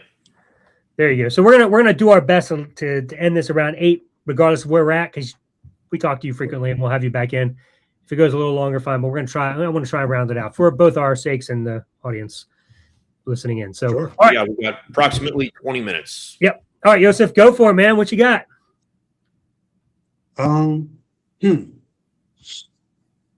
Let's see. Did you come up with a method? I did. Well, Sweet. Well, it's what I think, generally speaking, the world perceives as evidence, physical evidence, intellectual evidence, not the emotional or subjective experiences that I spoke about before, which is evidence, but it's not sufficient enough evidence for people who obviously haven't had that same experience as I had. This is pretty much universal. So me going to what I'm about to say next, I already know that it's still not going to be sufficient evidence. There's never going to be enough evidence that would make you say, oh, logically that makes sense. Now I believe in God. Because ultimately it's the emotional, it's an emotional disconnect that would prevent someone from having evidence that's right in front of your face and denying that evidence thereof. So it's going to happen. I'm pretty much prepared for it. Well, before you say it though, I just want to ask you one question. Is it evidence? Would you categorize it as evidence if God himself came down and appeared to me? Because that is something that I would accept. Or do you think I would still have an emotional block in the way and I'd say, you're not God? That is great. I was thinking about that. I said I was going to ask you that question. And the fact that you beat me to it is interesting. I don't know. I'm not you. So I can't say whether or not you would deny him if he was to come and throw a baseball in your face and say, look at me, I'm here. I'm God. You did already say that we wouldn't accept any amount of evidence. So I'm wondering is that evidence? Because if it is evidence, then you're saying we wouldn't accept that. That's not physical. That's not the evidence I was going to tackle. That's more of like a metaphysical what if scenario. But even if that were to happen to you, it would still be subjective. It wouldn't be an objective experience unless he did that with everybody across the board, where he appeared personally and said, throw a baseball in everyone's face and said, here I am, to where you can't deny it. So I wasn't even going to touch that except maybe towards the end. But that was a great question because I was thinking, I was like, I wonder. Because I would accept that. I don't know. Like, it's one of the few things that I would accept. I've been waiting for a God to show up. And until he does so, almost any kind of evidence for his existence is going to be very difficult to believe because he's just not present. And if all he's got to do is show up, put an end to all this, why would he hide and give me evidence instead? Like, that's why evidence is so hard to accept, because God's never here.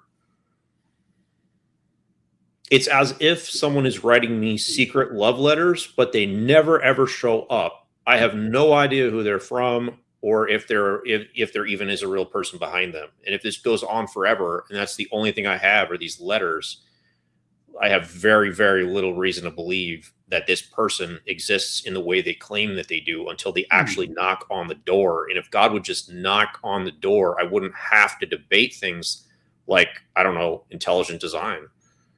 Well, and even further, like, even if God did knock on the door and show up, I would still need him to convince me that he's actually a God and that he's supernatural. Because just because somebody shows up at your door and says they're God, I mean, okay. So whatever this God is, he would have to be able to demonstrate that he's God. So because this claim of the supernatural is a big claim. I mean, it's quite extraordinary. Extraordinary claims require extraordinary evidence. So because it's so extraordinary, it would seem that it would require something far more than just, well, I had an experience that I think is God. Well, I tell you what, Ellen, if I had been one of the apostles and everything in the scripture, in the gospels that it claimed happened, actually happened, and I was one of them who witnessed it firsthand, I would accept that as 100% verification. I wouldn't be a skeptic about it. I'd say Jesus is obviously real, has these powers, and I'll take his word for it that he's God. Yeah, I'm not sure if I would or not. It's hard to say, because the most difficult one would be the resurrection. But since I wasn't, none of the apostles were present to watch him rise, so there could be many explanations as to how that happened. I wouldn't go that far. See, there is a point where you can be too skeptical, I think. Maybe. And if I was one of Jesus' apostles and I was with him his whole life, he said all these things, did all these things. I saw it, verified it for myself. He did walk on water. He did all these miracles constantly. And then the Romans took him away and they sentenced him to death. I don't have to be there for the crucifixion, but they took him away. He's dead. Everybody said it. He was nailed to a cross. I knew for a fact nobody gets off a cross when they get nailed to it. And then 3 days later, just like he said, here he is with the hands and feet being pierced. I would just accept it. At that point, I would say, okay, I have sufficient evidence. Well, I would have sufficient. In theory, that would be sufficient evidence that he rose from the dead, but not sufficient evidence that a supernatural being exists. Like each one of these claims, each one of these things that took place, they have to have their own explanation behind them. Like, just because Jesus walked on water still doesn't verify that something supernatural exists. It just means he walked on water. And how do we know that he didn't find a way to do that naturally? Magicians do stuff like that all the time. But even if he did it for real, that still doesn't mean supernatural. That still doesn't mean a God exists. Okay. We can probably debate that at another time. Sure. I'll give it back to Joseph. Well, tonight's our debate night, apparently. Yeah. Yeah, Joseph, we're back. Go ahead. It's back to you. I mean, I know, I love it. It just shows that even amongst atheists, they have disagreements, whether slight, whether large. Same thing with Christians. You have Protestants, you have Baptists, you have Catholics, and they have different variations of what it means to be a Christian, let alone what it means that a God exists. So this is not a monolith, and I think it's fascinating. I will say that I find that y'all back and forth banter about your disagreements can be more civil than my experiences amongst Christians who have different beliefs in their faith, in their sects of Christianity. I will give you that. It's much more of an intellectual experience as opposed to ad hominem attacks on people, assassination of their character, where you're going to hell, but I'm going to heaven. That type of deal. That's not happening between you two from the time that I've heard you speak over the last few weeks in the background. So that's definitely a big plus, a big positive. Something that I noticed completely different from the other side of the spectrum. Well, that's good. I'm glad to hear that. All right. So let's get to your method then. Unless Elliot had another question to. All right. Well, I got did tell you that I would give you an interpretation of your dream from last week. Oh yeah, you did. You had the dream, and then enough of it came true in enough of a way that it convinced you that it was supernatural. Yes. Okay. So my conclusion would be that I have heard enough of stories exactly like this that you might think that it was unusual to the point where it was supernatural, but enough of these happen and enough people believe them to be unique that it seems like it's a very common occurrence, because people dream every night, all the time, and then they live their lives, and so often their lives sync up with something from their dreams just by sheer luck. So you're going to have situations just like yours repeating themselves probably thousands of times a day, where they dream something and then part of that dream came true enough that they thought that it was a supernatural experience or foreshadowing. But it happens so often that it's not unique, it's not novel, and it's not a miracle, because a miracle by definition is something that breaks the mold, does something that it shouldn't do, something very unusual. But these scenarios are so normal just by the sheer volume that they can't be miracles. So, I mean, it just by the sheer probabilities, at some point in your life, you would have a dream and something would happen afterwards that would look like the dream. That's a pragmatic way of looking at it. And you're right. I'm not the only person on this earth. Obviously, there are billions of more people, and they all have dreams, and they all had situations similar to mine where it's unexplainable. So you say, well, because it happens so often, it's so common. Therefore, it's not this magical or mythical thing. I believe it's not supposed to be. It's supposed to be as normal as nature itself. The issue is that a lot of times we ignore it. These dreams that we have, we say, "Oh, that was weird," that happened, and you just kind of brush it off and go about your life. But every so often, we take notice of something that is so abnormal. That one dream being the case for me, amongst many, that it's like I can't even ignore this subjective experience. But it's interesting how my subjective experience is also magnified amongst the billions of people on this earth. They have similar subjective experiences. Now, whether or not they accept it for what it is, or they write it off as coincidence, they can write it off as luck. They can write it off, in my case, as, well, it might be something more than luck and coincidence. Maybe there's a spiritual element to it. Maybe it's God. And then some people are just kind of like, eh. So it just depends on how the person perceives what that is. That doesn't diminish what it is. as oh, this is so commonplace, is nothing. It's kind of like if I look at a baby being born, that happens all the time. But that doesn't mean it means nothing. It just means it's commonplace.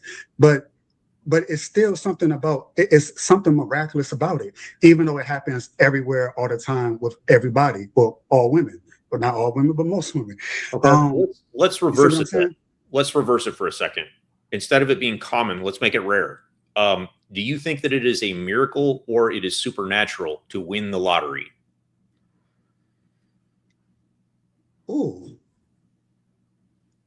Not that a specific person will win the lottery, but that someone will win the lottery. Is that a miracle? It can be a combination of some would say fate. It could be a combination of some would say intention, law of attraction. Someone wants it enough, badly enough, can attract it.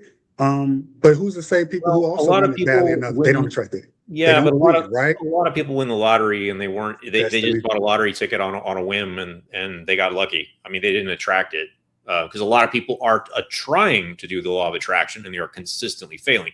My point is that when you have so many people buy lottery tickets, it's the law of large numbers. Somebody is almost guaranteed to win. So it's like a logical thing that should happen. And when you apply that to dreams, so many people are having dreams all over the world that it logically follows that someone will have a dream and then the events of the dream will take place the next day.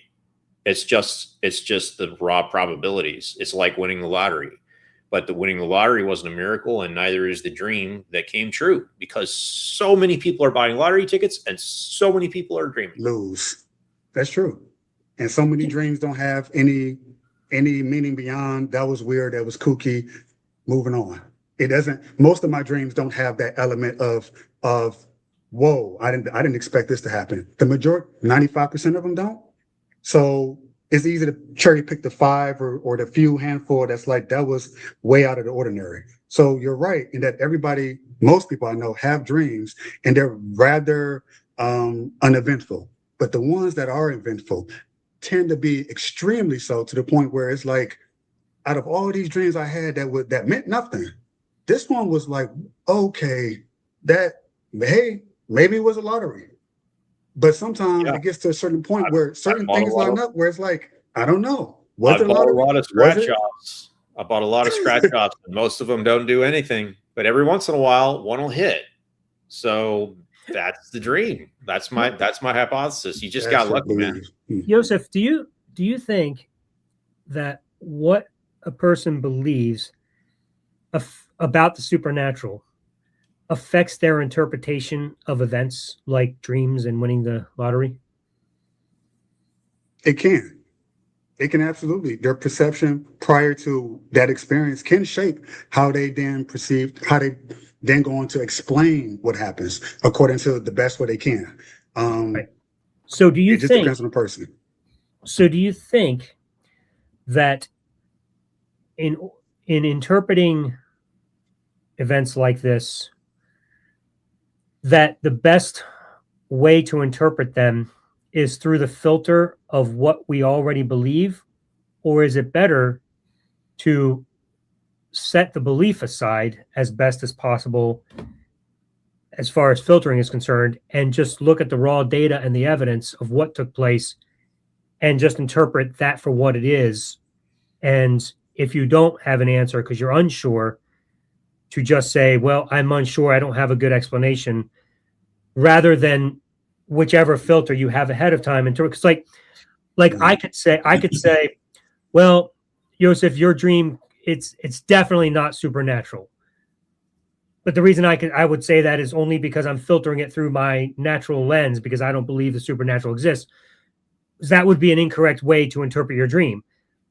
Rather than just assuming it's not, even though I do assume it's not. If I'm going to be genuinely honest about interpreting your dream and what took place, I would need you to explain what was happening that day, what happened the day before, specifics about the dream, looking at how, professionals that study people who dream, interpret dreams and explain how they work. I would want to look at all the things that are actually taking place and evaluate just that data and make a decision upon that rather than using my preconceived idea to automatically say, well, that definitely wasn't supernatural. Because if I do that, then I'll have no chance of ever experiencing the supernatural if it does exist. So, like I was saying earlier, if God showed up at my door, the reason I'd want him to, demonstrate all this other stuff is because I definitely want to have genuine evidence. I don't want to just be like, oh my goodness, something random happened, I believe. Like, that's not a good reason to believe. So I need more than that. So I'm asking, like, if we were to just evaluate your dream without either of our worldviews coming into this, either of our views about the supernatural coming into this, what do you think we would conclude? Like, let's do it. Let's just do that test. Why don't you tell us the events that took place surrounding your dream, specifically what the dream was about, and what you learned about from, because you were going to go study that too, what people said about dreams. So let's evaluate all this, and let's see if this is an isolated event that we just can't explain, or if it's testable that you can go back and do it again to see if it happens a second time. These are all the kinds of things that I would want to do when I'm evaluating something and trying to come to a genuine conclusion. So do you understand what I'm saying? Is that making sense? I do. It's like you're building your own kind of evidence, your own scientific hypothesis, and you're not just assuming that it could be one thing or the other, that it could not be God, or it could be God, or something in between. You're trying to, as much as you possibly can, divorce your personal bias, which everyone has a bias to something, as best as you can, so you can get down to the truth, as opposed to what you want to be the truth that may not be the truth. Right. And one of the best ways to do that, probably the only way in my estimation, at least currently, to be able to isolate your view from it, or your preconceived notion from it, is to find a way to falsify whatever it is you're testing, whatever the claim is, whatever it is that happened. Like when science makes is trying to put together a proposition, they make a statement and say, okay, well, if such and such happens, then that's pretty good evidence that my hypothesis is true. But then before you make it a theory, you gotta retest it over and over again. You got to find ways to falsify it to show whether or not it can be disproven. And if it can be disproven, then you put away that proposition and you come up with a new one. So same type of thing here, as you evaluate the dream, and then we have to have whatever the conclusion is that we're drawing. We're saying, if this were to happen again, this would be what would be necessary in order for it to be a God, or in order for it to be a spirit, or something like that. And then you'd have to have a way to falsify that. So I don't know if I'm making sense, but to me, this is the type of rigorous testing you have to do if, in fact, you're making a proposition that it was the supernatural. Because, again, that's an extraordinary claim. It's huge. So there's got to be more to it than just, well, I just had a good experience, and this was so unique, and I couldn't explain it any other way, so it was a unicorn. That would be the same way of drawing a conclusion for me. Like, you might as well just call it a unicorn. Like, how did you determine it was something to do with God? So I'm asking if we can evaluate this on a grounds level basis to see what conclusion we would actually draw from it before we just assume it's God. Help us understand. I think he has to eventually call it a unicorn, because I believe this is an unfalsifiable scenario, because he would have to have the exact same dream, which we know is unlikely or impossible. And then he'd have to wait and see if he had the same thing play out in real life again. And if he can't do that, it's an unfalsifiable proposition. You do have to call it a unicorn and just sort of move on. Yeah. Well, I mean, that's probably true. That's probably true, Joseph. So you're calling it God. I'm calling it a unicorn. I mean, either way, Elliot's right. I mean, you'd have to find a way to duplicate the process, do it again more than once in order to be able to test it and verify that your proposition that it's God or the Holy Spirit is actual. So I'm not sure that, and we talked about Occam's razor last week. I'm not sure that the most simplest and obvious conclusion is that it was something extraordinary, like a supernatural being, as opposed to it, just as Elliot was explaining earlier, just being a dream. But I'd like you to convince us that it was the Holy Spirit. So that's what I'm asking for. How are you going to convince us? Because I know you said that nothing you say will convince us, but here's the thing. If it convinced you, it should convince us. If it can't convince us, then why would it convince you? It's a good question. I would say I've had these questions that you've asked about the dream. It wasn't like I had it and then I went and told the guy. Like I said, I was skeptical myself, more so than you were, because it's my dream. So it's kind of like, what the hell? I don't know this person. That's weird. It's like walking up to somebody and giving them $100 bill. And it's like, where the hell this come from? I don't know. I'm just supposed to give it to you. That's kind of what it felt like. And I'm like, that is still, even though I know it's a gift in a way, it wasn't asked for. And I didn't ask for it. So for me, the way that I knew it was legit was the person who I gave the message to, who I told the dream that it was referring to about. So for him, it was like, oh, wow. So he confirmed for me. It wasn't me confirming prior to me giving it to him, like, oh, this got to be God. And it was, this is weird. Okay, this is what happened.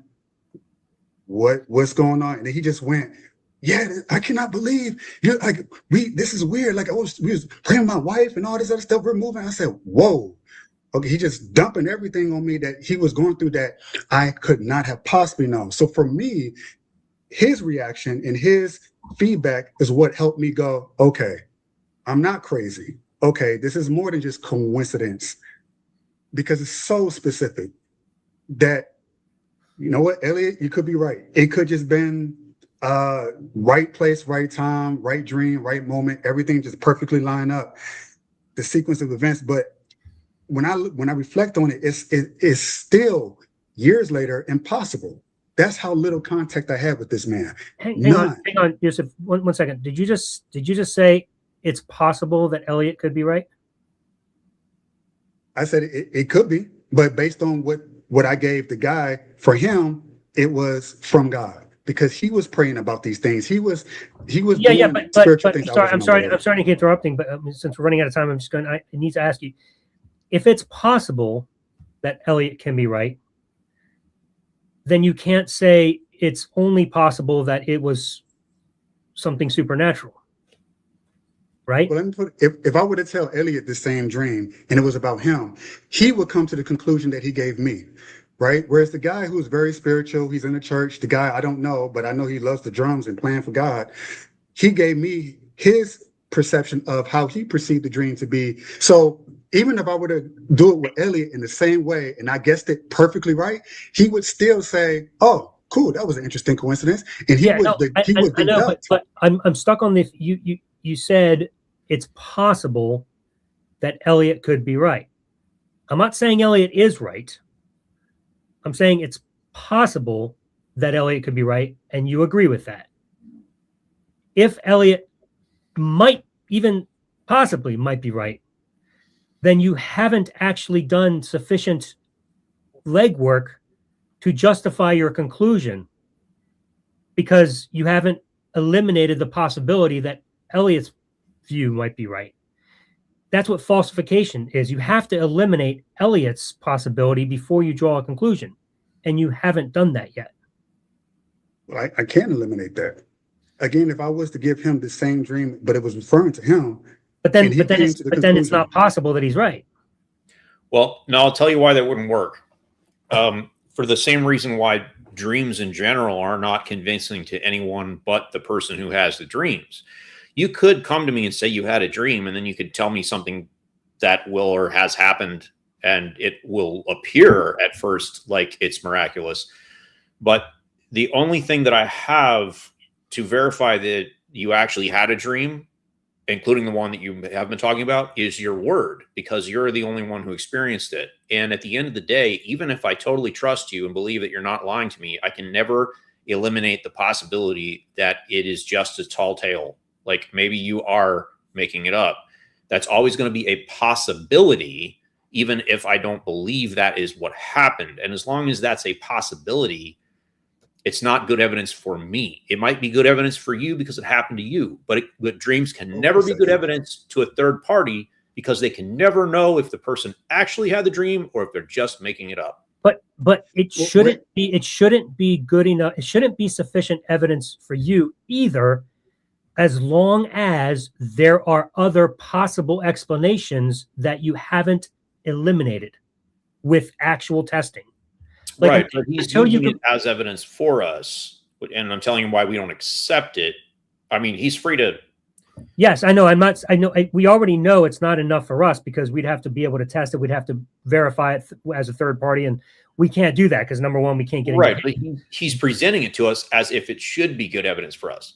Oh, still. Well, here's the thing: if it actually was good evidence for you, I might actually believe it because you seem like a trustworthy person. But I don't think you've eliminated all the possibilities because, as you said a few minutes ago, Elliot's option is still on the table. It could be, even if you don't believe it is, it could be. And until you eliminate that as an option, that makes it impossible for Elliot's to be the case, then you really haven't done enough work to justify a conclusion. You have to eliminate all their possibilities before you draw your conclusion and say it's definitely this. It's like you've played the game Clue, right? No, a long time. Yeah, well, it's been a long time for me too. But do you remember doing those little check boxes and you're trying to narrow it down to who exactly was the killer, and you got these cards and you look at them one at a time? So you're eliminating things, whatever. And at the end of the day, like you're supposed to get down to where you literally only have one of like the tool they used to kill the weapon, the person, and the location in the house that they were in. And until you've narrowed it down all the way down to those three, you really don't know for sure that it's those three things. You're just guessing, even if you have a good hunch that it's probably Colonel Mustard with the wrench in the library. You're not sure it's the library yet because you haven't really eliminated that option. So the kitchen's still on the table, but you want to win so bad you'll take a guess that it's these three. Sometimes you get lucky and you won. Sometimes you find out, shit, it was the kitchen after all. Until you actually have eliminated all the other possibilities, you really don't know for certain that it was Colonel Mustard with the wrench in the library. You're doing the same thing here with your dream. You haven't eliminated all other possibilities to remain with only the one saying this has to be it because all other options are off the table. You got to eliminate them all, or else you're just guessing. Wait a second. What gave me the conclusion was not me giving me the conclusion that this was a dream that was abnormal from God. I knew it was something different, but the only reason I got a conclusion was the same way that you would go to trial if someone was convicted for murder. They have witnesses on it, they bring witnesses to the stand. They might have very little evidence of themselves, like, oh, we weren't there, we didn't see it, so we have to rely on witnesses. My witness was the person who the dream was in reference to. It wasn't me, because I was skeptical all the way up to the point where I almost didn't tell him, because it was just like, it's insane. I don't know you, and I still got to go to church and see you next Sunday, and that's going to be awkward. So it's like a social thing, but I had to kind of get outside of my mind and say, okay, if it is real, and someone had this dream about me, it was such a beautiful. I would want someone to tell me that. So then I told him with a lot of trepidation, but I got the response that I didn't know what it was going to turn out to be. It was the witness was himself and his wife, and to me, that was enough to justify how they perceive it to be real. Now, if I was to tell Elliot the same dream and it was reference to him, and it turned out to be spot on, exactly the same, how did you know that? Elliot can deduct for himself that this wasn't God at all. This was just a random situation. It was as random as someone winning a multi-million-dollar jackpot lottery, but it was true.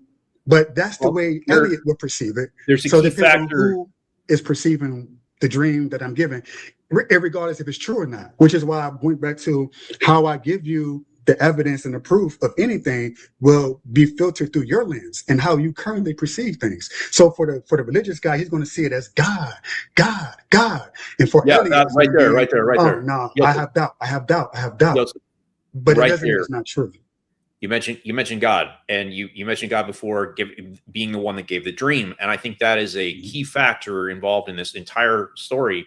Because how do you know it was God that gave the dream and not another supernatural entity like a demon that gave the dream? Like, I don't think that you have a way to eliminate that as a possibility. That's not easy. That's a very possibility, because I'm going to just be candid and say I'm very perceptive to things at night, and I hear what the knocking on the doors or the loud screams. Just the other day I had a dream about my sister, how she came, and I'm like, okay, only she would know I knew it wasn't random. Only she would know is most likely her. But I wouldn't say that was God. It was her. But then you say, well, how do you know it wasn't a demonic force, or was it a benevolent force, or malevolent force? I don't know until I do the work, which it requires a lot of prayer and fasting, because sometimes I can be deceived about my own spiritual nature. Is perception and intuition a pathway to truth?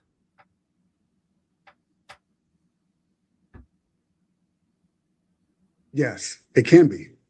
Really? But it takes work. It takes work. So people can be deceived by their you think a person, perceive things. You think it's a healthy way that you can live your entire life literally just off intuition and you get everything right? No, absolutely not. That would be foolish. That would be very naive. But then it's not a pathway to truth. It can be. It can be a pathway to truth. But how do you determine when it is and when it isn't? That is up to each individual person. Like I said, it's a person's relationship with God and how close they are. If they're distant, they can still get these dreams that could actually be nightmares or turn out to be so essentially what you're saying is, when something happens and a person wants to interpret it a certain way, they get to just make that choice, and that's just truth because they decided they like that interpretation. No, the truth has to be the truth. So it can be. But how do you determine? But I asked you how you distinguish between when intuition is working accurately and when it's not, and you say, well, that's just up to the person. Okay, so the person just gets to decide when their intuition's working right. The simple way that I'm able to determine it is, okay. This is going to be too simple of an answer, but it is the feelings of love that I get. It's like the Grieves or something. You have 1 level, 2 level, 3 level. If I'm at 1 level, but the dream itself might be here, I might not be able to understand it to if it's going to be a malevolent force or a benevolent force. I don't know yet. So that means I have to kind of raise my ability to feel love from God, to understand, is this from him or is it from some other spiritual, supernatural force that is not of him? Because they do exist. That's how you get, ghosts and the paranormal activity that people record, and these things. You can say they're not real, but the stuff is on videos, on camcorder. This is before AI, before CGI technology. There's a lot of stuff that is on camera that's like, oh, that's kind of odd. So they were making movies back in the 1920s. I know, Blair's Witch projects. You can do pretty much anything at any point. It can be that way. Have you ever used your intuition, thought you were right, and were wrong? We all have. I would be a liar if I said I didn't. Well, right. That's the right. But the difference is, I'm not arguing that intuition is a pathway to truth, and you are. And so the problem is, you said it depends on the individual person, and you just said, I have used my intuition, and I thought I was right, and I was wrong. So how can that be a reliable pathway to truth if even when you think you're right, you can still be wrong? How is that a reliable pathway to truth? Like, it depends on the person's, again, development and love, and the further away they are from love or the nature of God. But no matter how much of that they have, they can think they're right and still be wrong. No, the more you have, the more certain you are that you're right, and then you have elements of proof that okay, that was right. But it depends on each person's, again, where they are at on the love scale, 1 through 10. Some people are at 1, some people at 5, some people can be at 8. Some people say Jesus was at around the 8, 9, 10 area. So he was able to perceive a level of truth that most of humanity couldn't. Then you have all the levels down below, which is pretty much where we are at. So it's not easy, basically. I wish I could say that, I'm pretty sure this is right, and then it turns out right or it turns out wrong. I'm like, damn, I thought I was right. So but there are times where I'm like, I'm not so sure, and it's like, whoa, that was spot on. Yeah. Okay. So again, it sounds to me like it's a 50-50 flip of the coin. Like, sometimes you're right and sometimes you're wrong, and there's no way to determine when it is, because even when you think you're right, sometimes you can be wrong, and you can be your most loving person in the world, and those moments things go really well. But what if you're having a bad day and you're not feeling very loving, and then you still think you're loving, and turns out you're wrong? Like, It happens. where, like, this doesn't sound reliable to me. This sounds like a lot of 50-50 guesswork. And my question, though, is if intuition is a pathway to truth, why do we need evidence for anything? So, Yosef, I would recommend reading a book called Thinking Fast and Thinking Slow by a guy named Daniel Kahneman, because he breaks this down, what exactly intuition is and where it came from and how it can be used effectively. And the other type of thinking, the thinking slowly, that is not intuition, that it actually uses a rational process. Now, one of these thought patterns is for survival, for fast thinking. It's wrong most of the time. Most of the time, it's wrong. And the thinking slowly is the rational process when you have time to actually reason things out with a rational process. So when you're engaged in intuition or fast thinking, most of the time you're going to be wrong, because that thought process is something that evolved to keep you safe in an environment that had a lot of dangers, where false positives didn't hurt you, but false negatives did. Meaning, if you're out in the bush and you hear something in the grass, and you always assume it's a predator, and you take action, you're going to save your ass every time, even if you're wrong 90% of the time. But if you assume that, if you're a skeptic and you assume it's just the wind, you're going to be right most of the time. But if you're wrong once, you're dead. So that's where intuition evolved from, the intuition that you're using to come to these conclusions. And that intuition is most of the time incorrect. It's just the way that you feel. And, I would recommend like looking into those two type 1 and type 2 thinking patterns or processes. And like, maybe that'll give you a better idea of like how better to judge things, rather than not second guessing your own feelings about it, but always second guessing your feelings. You're going to be wrong. You're going to be right a lot more if you dial down the intuition. Yeah, and keep in mind, like, the point I was making is that intuition isn't a pathway to truth. It's often what you have to use to make a rash decision, because there's just no time to evaluate circumstances. So you do that because you need to, and sometimes you're right and sometimes you're wrong. But that's not an evaluation of truth. That's simply making a decision because it needs to be made. But when it comes to something like interpreting a dream, there's no rush for that. You don't need to use intuition for that. You can use data and evidence. But again, I mean, I'm curious to answer my question from earlier. Like, what is the point and usefulness of evidence if intuition can just be used to determine truth? So the problem, I say intuition can be a pathway to truth for an individual, but it can be a pathway to truth for the collective, for the whole. It's not. That's still a subjective experience. So but isn't truth is truth, right? Like, you can't have a truth that I can't have, right? If it's truth, then I don't need finite. But if you have a truth, there's no other thing out there that's the truth. Like, there's no my truth and your truth. Truth is truth. So if you're able to determine truth through intuition, well, I might as well just shut my brain off and just let you start telling me everything that's true. Because if you're able to discover it through intuition, man, I'm wasting a lot of my time putting effort into this thing. Well, the thing is, at least when it comes to God, he speaks not audibly. It's not an audible thing, but it's more of it's an emotional heart thing. So it's not that it bypasses your brain. It uses your brain, but we can make the mistake of assuming that everything is completely intellectual and logical. There are some things that only you can understand if it comes from an emotional place.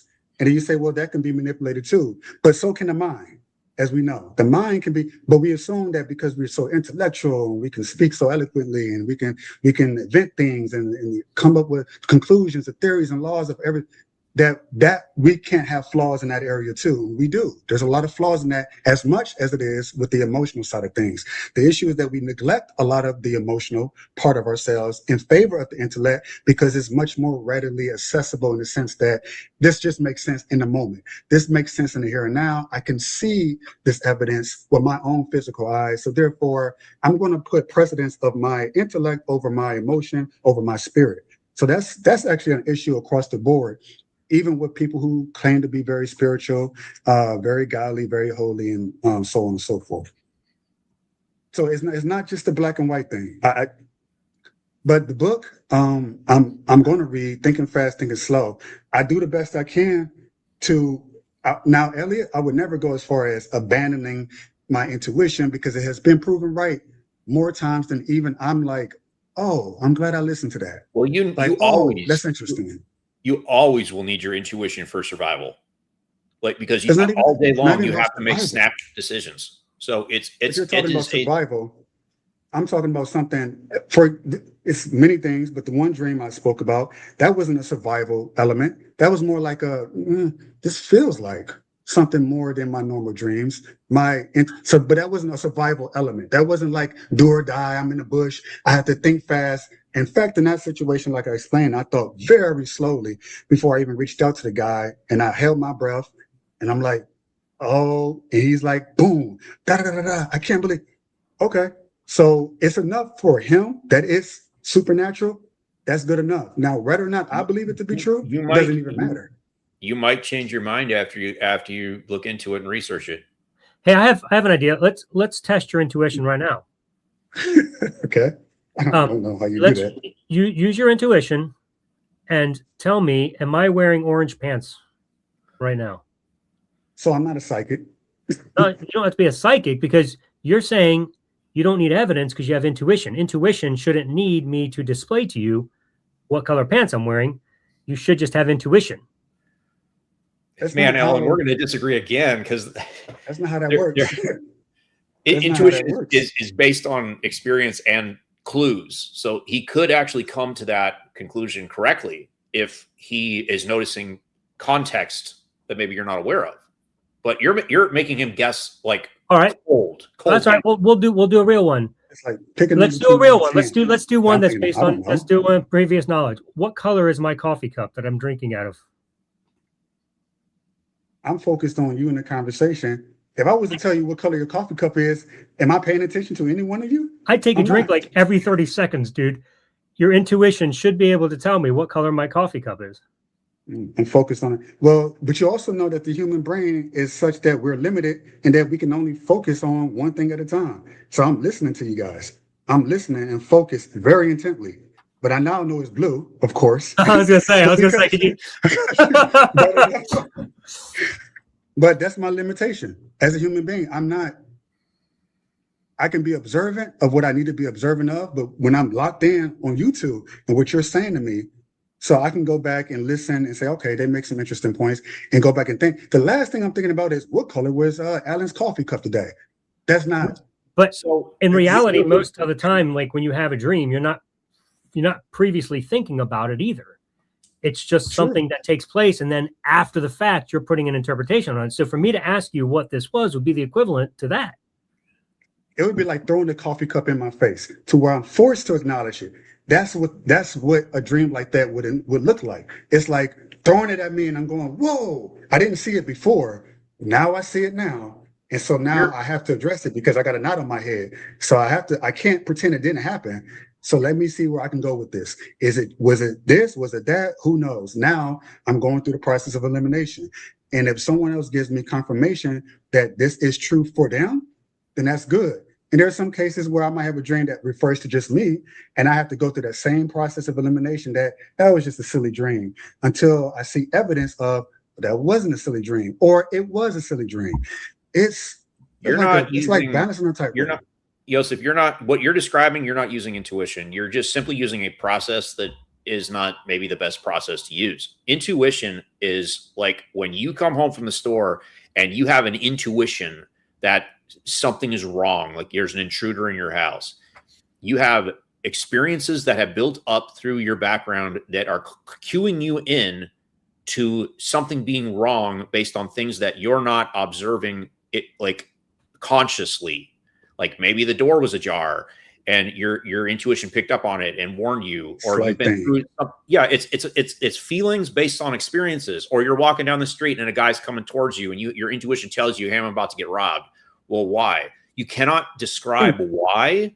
If I asked you why, your intuition just told you it was going to happen, but your intuition noticed that, well, the guy had his hood up, or he was acting weird, or he crossed the street at the wrong time, and he was, those are things your intuition catches that you don't, but you can't. But he could be completely innocent, right? It could be, and most of the time you're going to be wrong.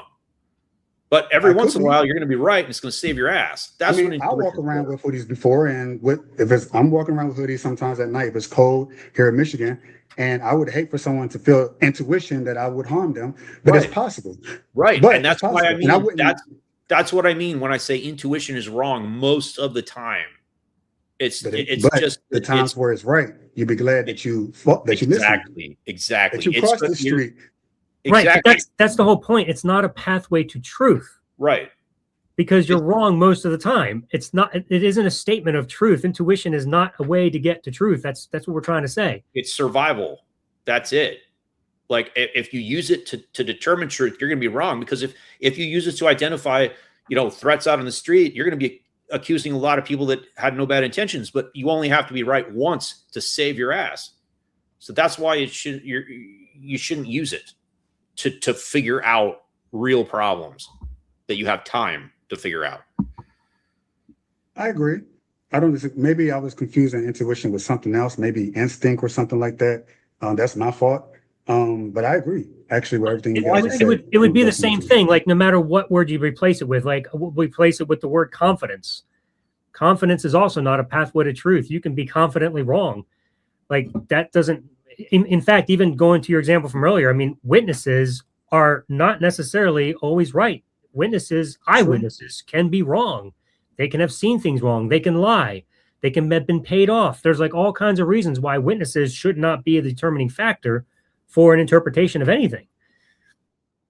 But if you have a number of witnesses that have a similar, it's not going to be always 100% exact. Oh, I saw this person at 3 a.m. I saw this person at 3:03 a.m. Oh, throw all the witnesses out the water because they got the times that they saw things 3 minutes apart wrong.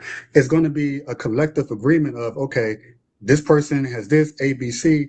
They seem to line up. Witnesses can be corroborate. used to corroborate evidence, but I don't think you'd want to be sent to jail for murder based solely on testimony, would you? Well, there's a lot of men who wouldn't want to be sent to jail for rape, for sexual assault. But in a lot of cases, it's usually only between that man and that woman who had that experience. So do you not listen to the testimony of the woman and what evidence? You can say, well, we don't see any evidence of well, I think you're innocent until proven guilty. So just because they're accused, they still have to have evidence to validate that the person was there to begin with. They're not just going to throw you in jail because somebody accused you. I agree. Well, he's saying that if all you have is the testimony of the woman, sometimes that is the case. That's all you got in the end, and that it makes for a weak case, but they do get convicted. Like I don't want to get into the morality of or the ethics of how that should work. Yeah, but it sounds like, Yosef, it sounds like you do have a process that you're using. I would just take issue with the process itself. I don't think that it's the best process because it's not one that's using falsifiability, and you're not eliminating other possibilities necessarily.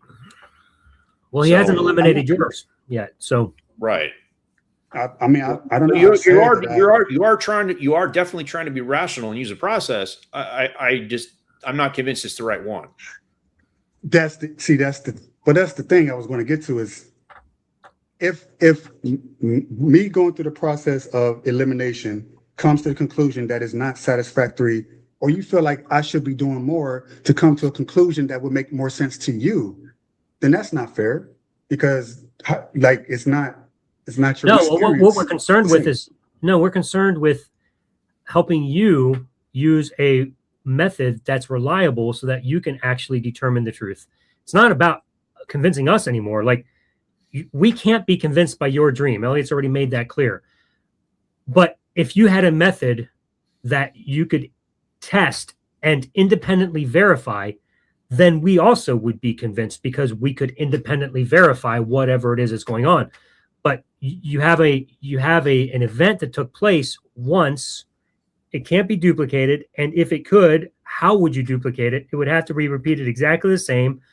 And in order for it to be verified as so supernatural of some sort, that would also kind of require a third party to independently verify it, because that's a claim about something that nobody can believe apart from faith, because there is no sufficient evidence for that. I gave the third party verification that had not, that this, yeah, this you gave a third party verification that something crazy happened, not that it was supernatural. I'm not questioning that your dream was crazy weird. I'm not even questioning that it might not be explainable. I have no idea. I'm just not convinced that you have done enough. You've put forth enough of the research and study on this dream to be able to draw the conclusion that you have. That's all I'm saying. Like, so essentially, true. It doesn't. What's that? So even if it was true, according to him, it doesn't matter, because you're saying, for me, I should still be in a space of skepticism of, well, maybe it was, maybe it wasn't. This is something that happened maybe 5-6 years ago. At some point, I have to come to a conclusion. Now, no, you don't. You don't have to come. This is the mistake that so many people make. They feel like they have to draw a conclusion, and then you draw a conclusion in a sloppy way that actually is not true. You don't have to draw a conclusion. Like you actually don't. What's that? You just said that it's not true. That's you projecting that it's not true for you. No, I'm not saying that the conclusion I came to wasn't sufficient enough evidence for it to be anything other than what I came to. Well, the reason I know that that's the case is because you've already admitted that Elliot's proposition might be true. So you've given me enough evidence from our conversation to tell me that you haven't done the work to draw to draw a conclusion that's warranted. You still have some work to do in order to draw a conclusion that's warranted, because you haven't eliminated all possibilities. Is all I'm saying. So I'm not saying your conclusion is wrong. It very well may be supernatural and the Holy Spirit. I'm just saying, if it turns out you're right, it's because you guessed. We just don't have enough information. Because it's a dream, we just don't have enough information to come to a conclusion. So we're not coming to one. Guess is a very strong. Yeah, that is a huge leap to say that. I guess that it was God. I guess it was just God. That's a naive. If I'm playing Clue and if I'm sure it's the wrench and I'm sure it's Colonel Mustard, but I'm unsure about the kitchen or the library, and I choose one, what am I doing? Yeah, but that's not. I'm guessing, right? Supposing that that's my case. But I'm saying it's your case because you said Elliot's could still be a possibility. So you've literally guessed. You said, well, I don't know which one it is. I like this one better. I'm just going to choose it. I said for him, it could be a possibility for him and how he perceives the dream. Even if it was true to him, he could still say, oh, coincidence, lottery number, total chance. And that will be right for him to say. But that's not for me to determine how he perceives it. I can't do that because he's his own entity, his own person. It just so happens the man that I told it to, that it was pertaining to, for him, it was spot on. And it shocked me. So that was enough evidence for me to go, okay, it is more than just coincidence. It's more than just chance. But prior to that, I'm going through the mental, logical process, maybe too much, and thinking, no. It's got to be this, anything but that, until I told him, and he said, whoa. And I'm like, whoa. And that was like, that's it. That's all I can do. And then from there, in prayer, intellectually, I can't understand how that's possible. I can't make something like that happen again out of nowhere. I can't verify a second dream similar in nature. It's something that happens spontaneously that I'm like, I can't turn it on and off. I wish I could. It'd be kind of cool. oh, I can just have dreams like that of intuition and telling people about themselves. But it happens when I don't want it to happen, or when I'm least expected. Joseph, that's how it goes. We've hit our 20-minute mark. Yeah. 30 minutes ago. 30 minutes ago. We have got to end. We got to end, but it's too much fun to talk to you, Joseph. I really enjoy our conversations. Hey, I have another book I would love for you to read. If are you a reader, or are we just throwing books out for no reason? Big time. No, I love books. I want you to read my book, and it's not published yet, so you get an opportunity to read it for free right now. It's called It was called was it Revolution? D something? Unravelation. Unravelation. Yeah. If you email me, I will send you the links because it's in Google Docs right now. And I would really love for you to read it because I think it might really help you. Did you put your email in the private chat maybe? So I did. I'll throw it in. I'll throw it in the main chat right now because I don't care if anybody has it. And it's unfortunate because we never even got to the proof that I had at hand. But that's another time. Hey, that's quite a bit of proof. We've just gone so long tonight. Yeah. There you go. It's Alan@unravelation.com. You see it there? In the private chat? No, I put it in the public, but all right. It'll be easier. It'll probably be easier for you in the private chat. Sorry. Here you go. I got it. You got it? I got it. Yeah. Okay. All right. So just shoot me an email. Let me know it's you, and I'll link you up because yeah. Anyway, in fact, are you on Facebook? I am. All right. Find me on Facebook and friend me, and then it's probably easier to just chat on Messenger than it is to do the slow, laborious emailing process. I agree. So if you're willing to do that, just hopefully you can find me on Facebook, Alan Bondar. You should be able to track me down. Here, okay. I'll even throw the link in right here so you can find me easier. Oh man, y'all, I'm looking at it's I got 4 or 5 different things. That's okay. We'll get to it next time, maybe. Yes, we will. I did take some notes. I took some notes. I was curious. I said, well, they got a point. I had a summary idea, but I wanted to get more detail, and I got the detail right in front of me. But that's okay. We'll get to it when it's time, I guess. I just put my Facebook in the private chat, so you can grab that easy. Yeah, whatever you brought tonight, bring it back next week, and we'll definitely get to it. Yeah, we don't mind talking to you, dude. You're great. I really do enjoy our conversation. So, but yeah. dude, send me a DM and let's chat because I definitely want to get you this book because I would love for you to read it. I'm gonna read it. No more questions. I just read it. But bring it next week because I want to know this method. I'm looking forward to hearing about this. I feel bad that we had to cut it short, but try and call in a little earlier, man, so we can have longer to talk. Because by the time you call in, we're like exhausted and it's too late. So we start at 6 Eastern. But hey, we gave you a solid hour, so that's something. That's fine. Yeah, that's you're just enjoyable to talk to. Anyway, all right. So Joseph, thank you so much for joining us, buddy. We'll talk. I look forward to your DM, and we'll talk soon, bud. Have a great week. Take care. All right, everybody. So if you're still here, hanging in tough, don't forget this Friday night is a special debate between Robert and JL on moral realism versus anti-realism right here on Skeptic Haven. So make sure you check that out. It's going to be at, I think, 7 p.m. Central, if I'm not mistaken.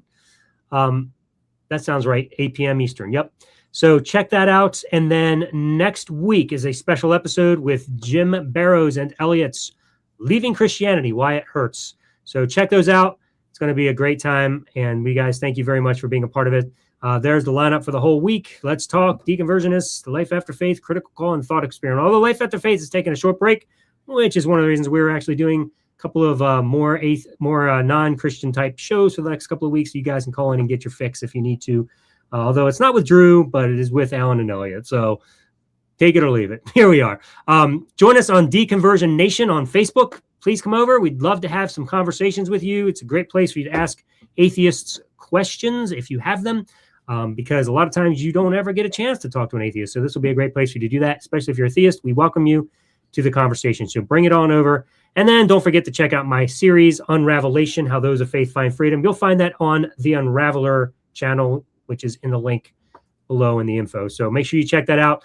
Release a new episode every week, two times a week, Mondays and Thursdays. We got them coming out, and they correlate with the show topic that we do each week. So check those out, and be back next week for Jim and Elliot. Elliot, any closing thoughts? That'll do. That'll do, Pig. All right. Well, everybody, thanks for joining. And remember, everybody has their own version of Christianity. We're here to unravel your conversion. Good night, everybody.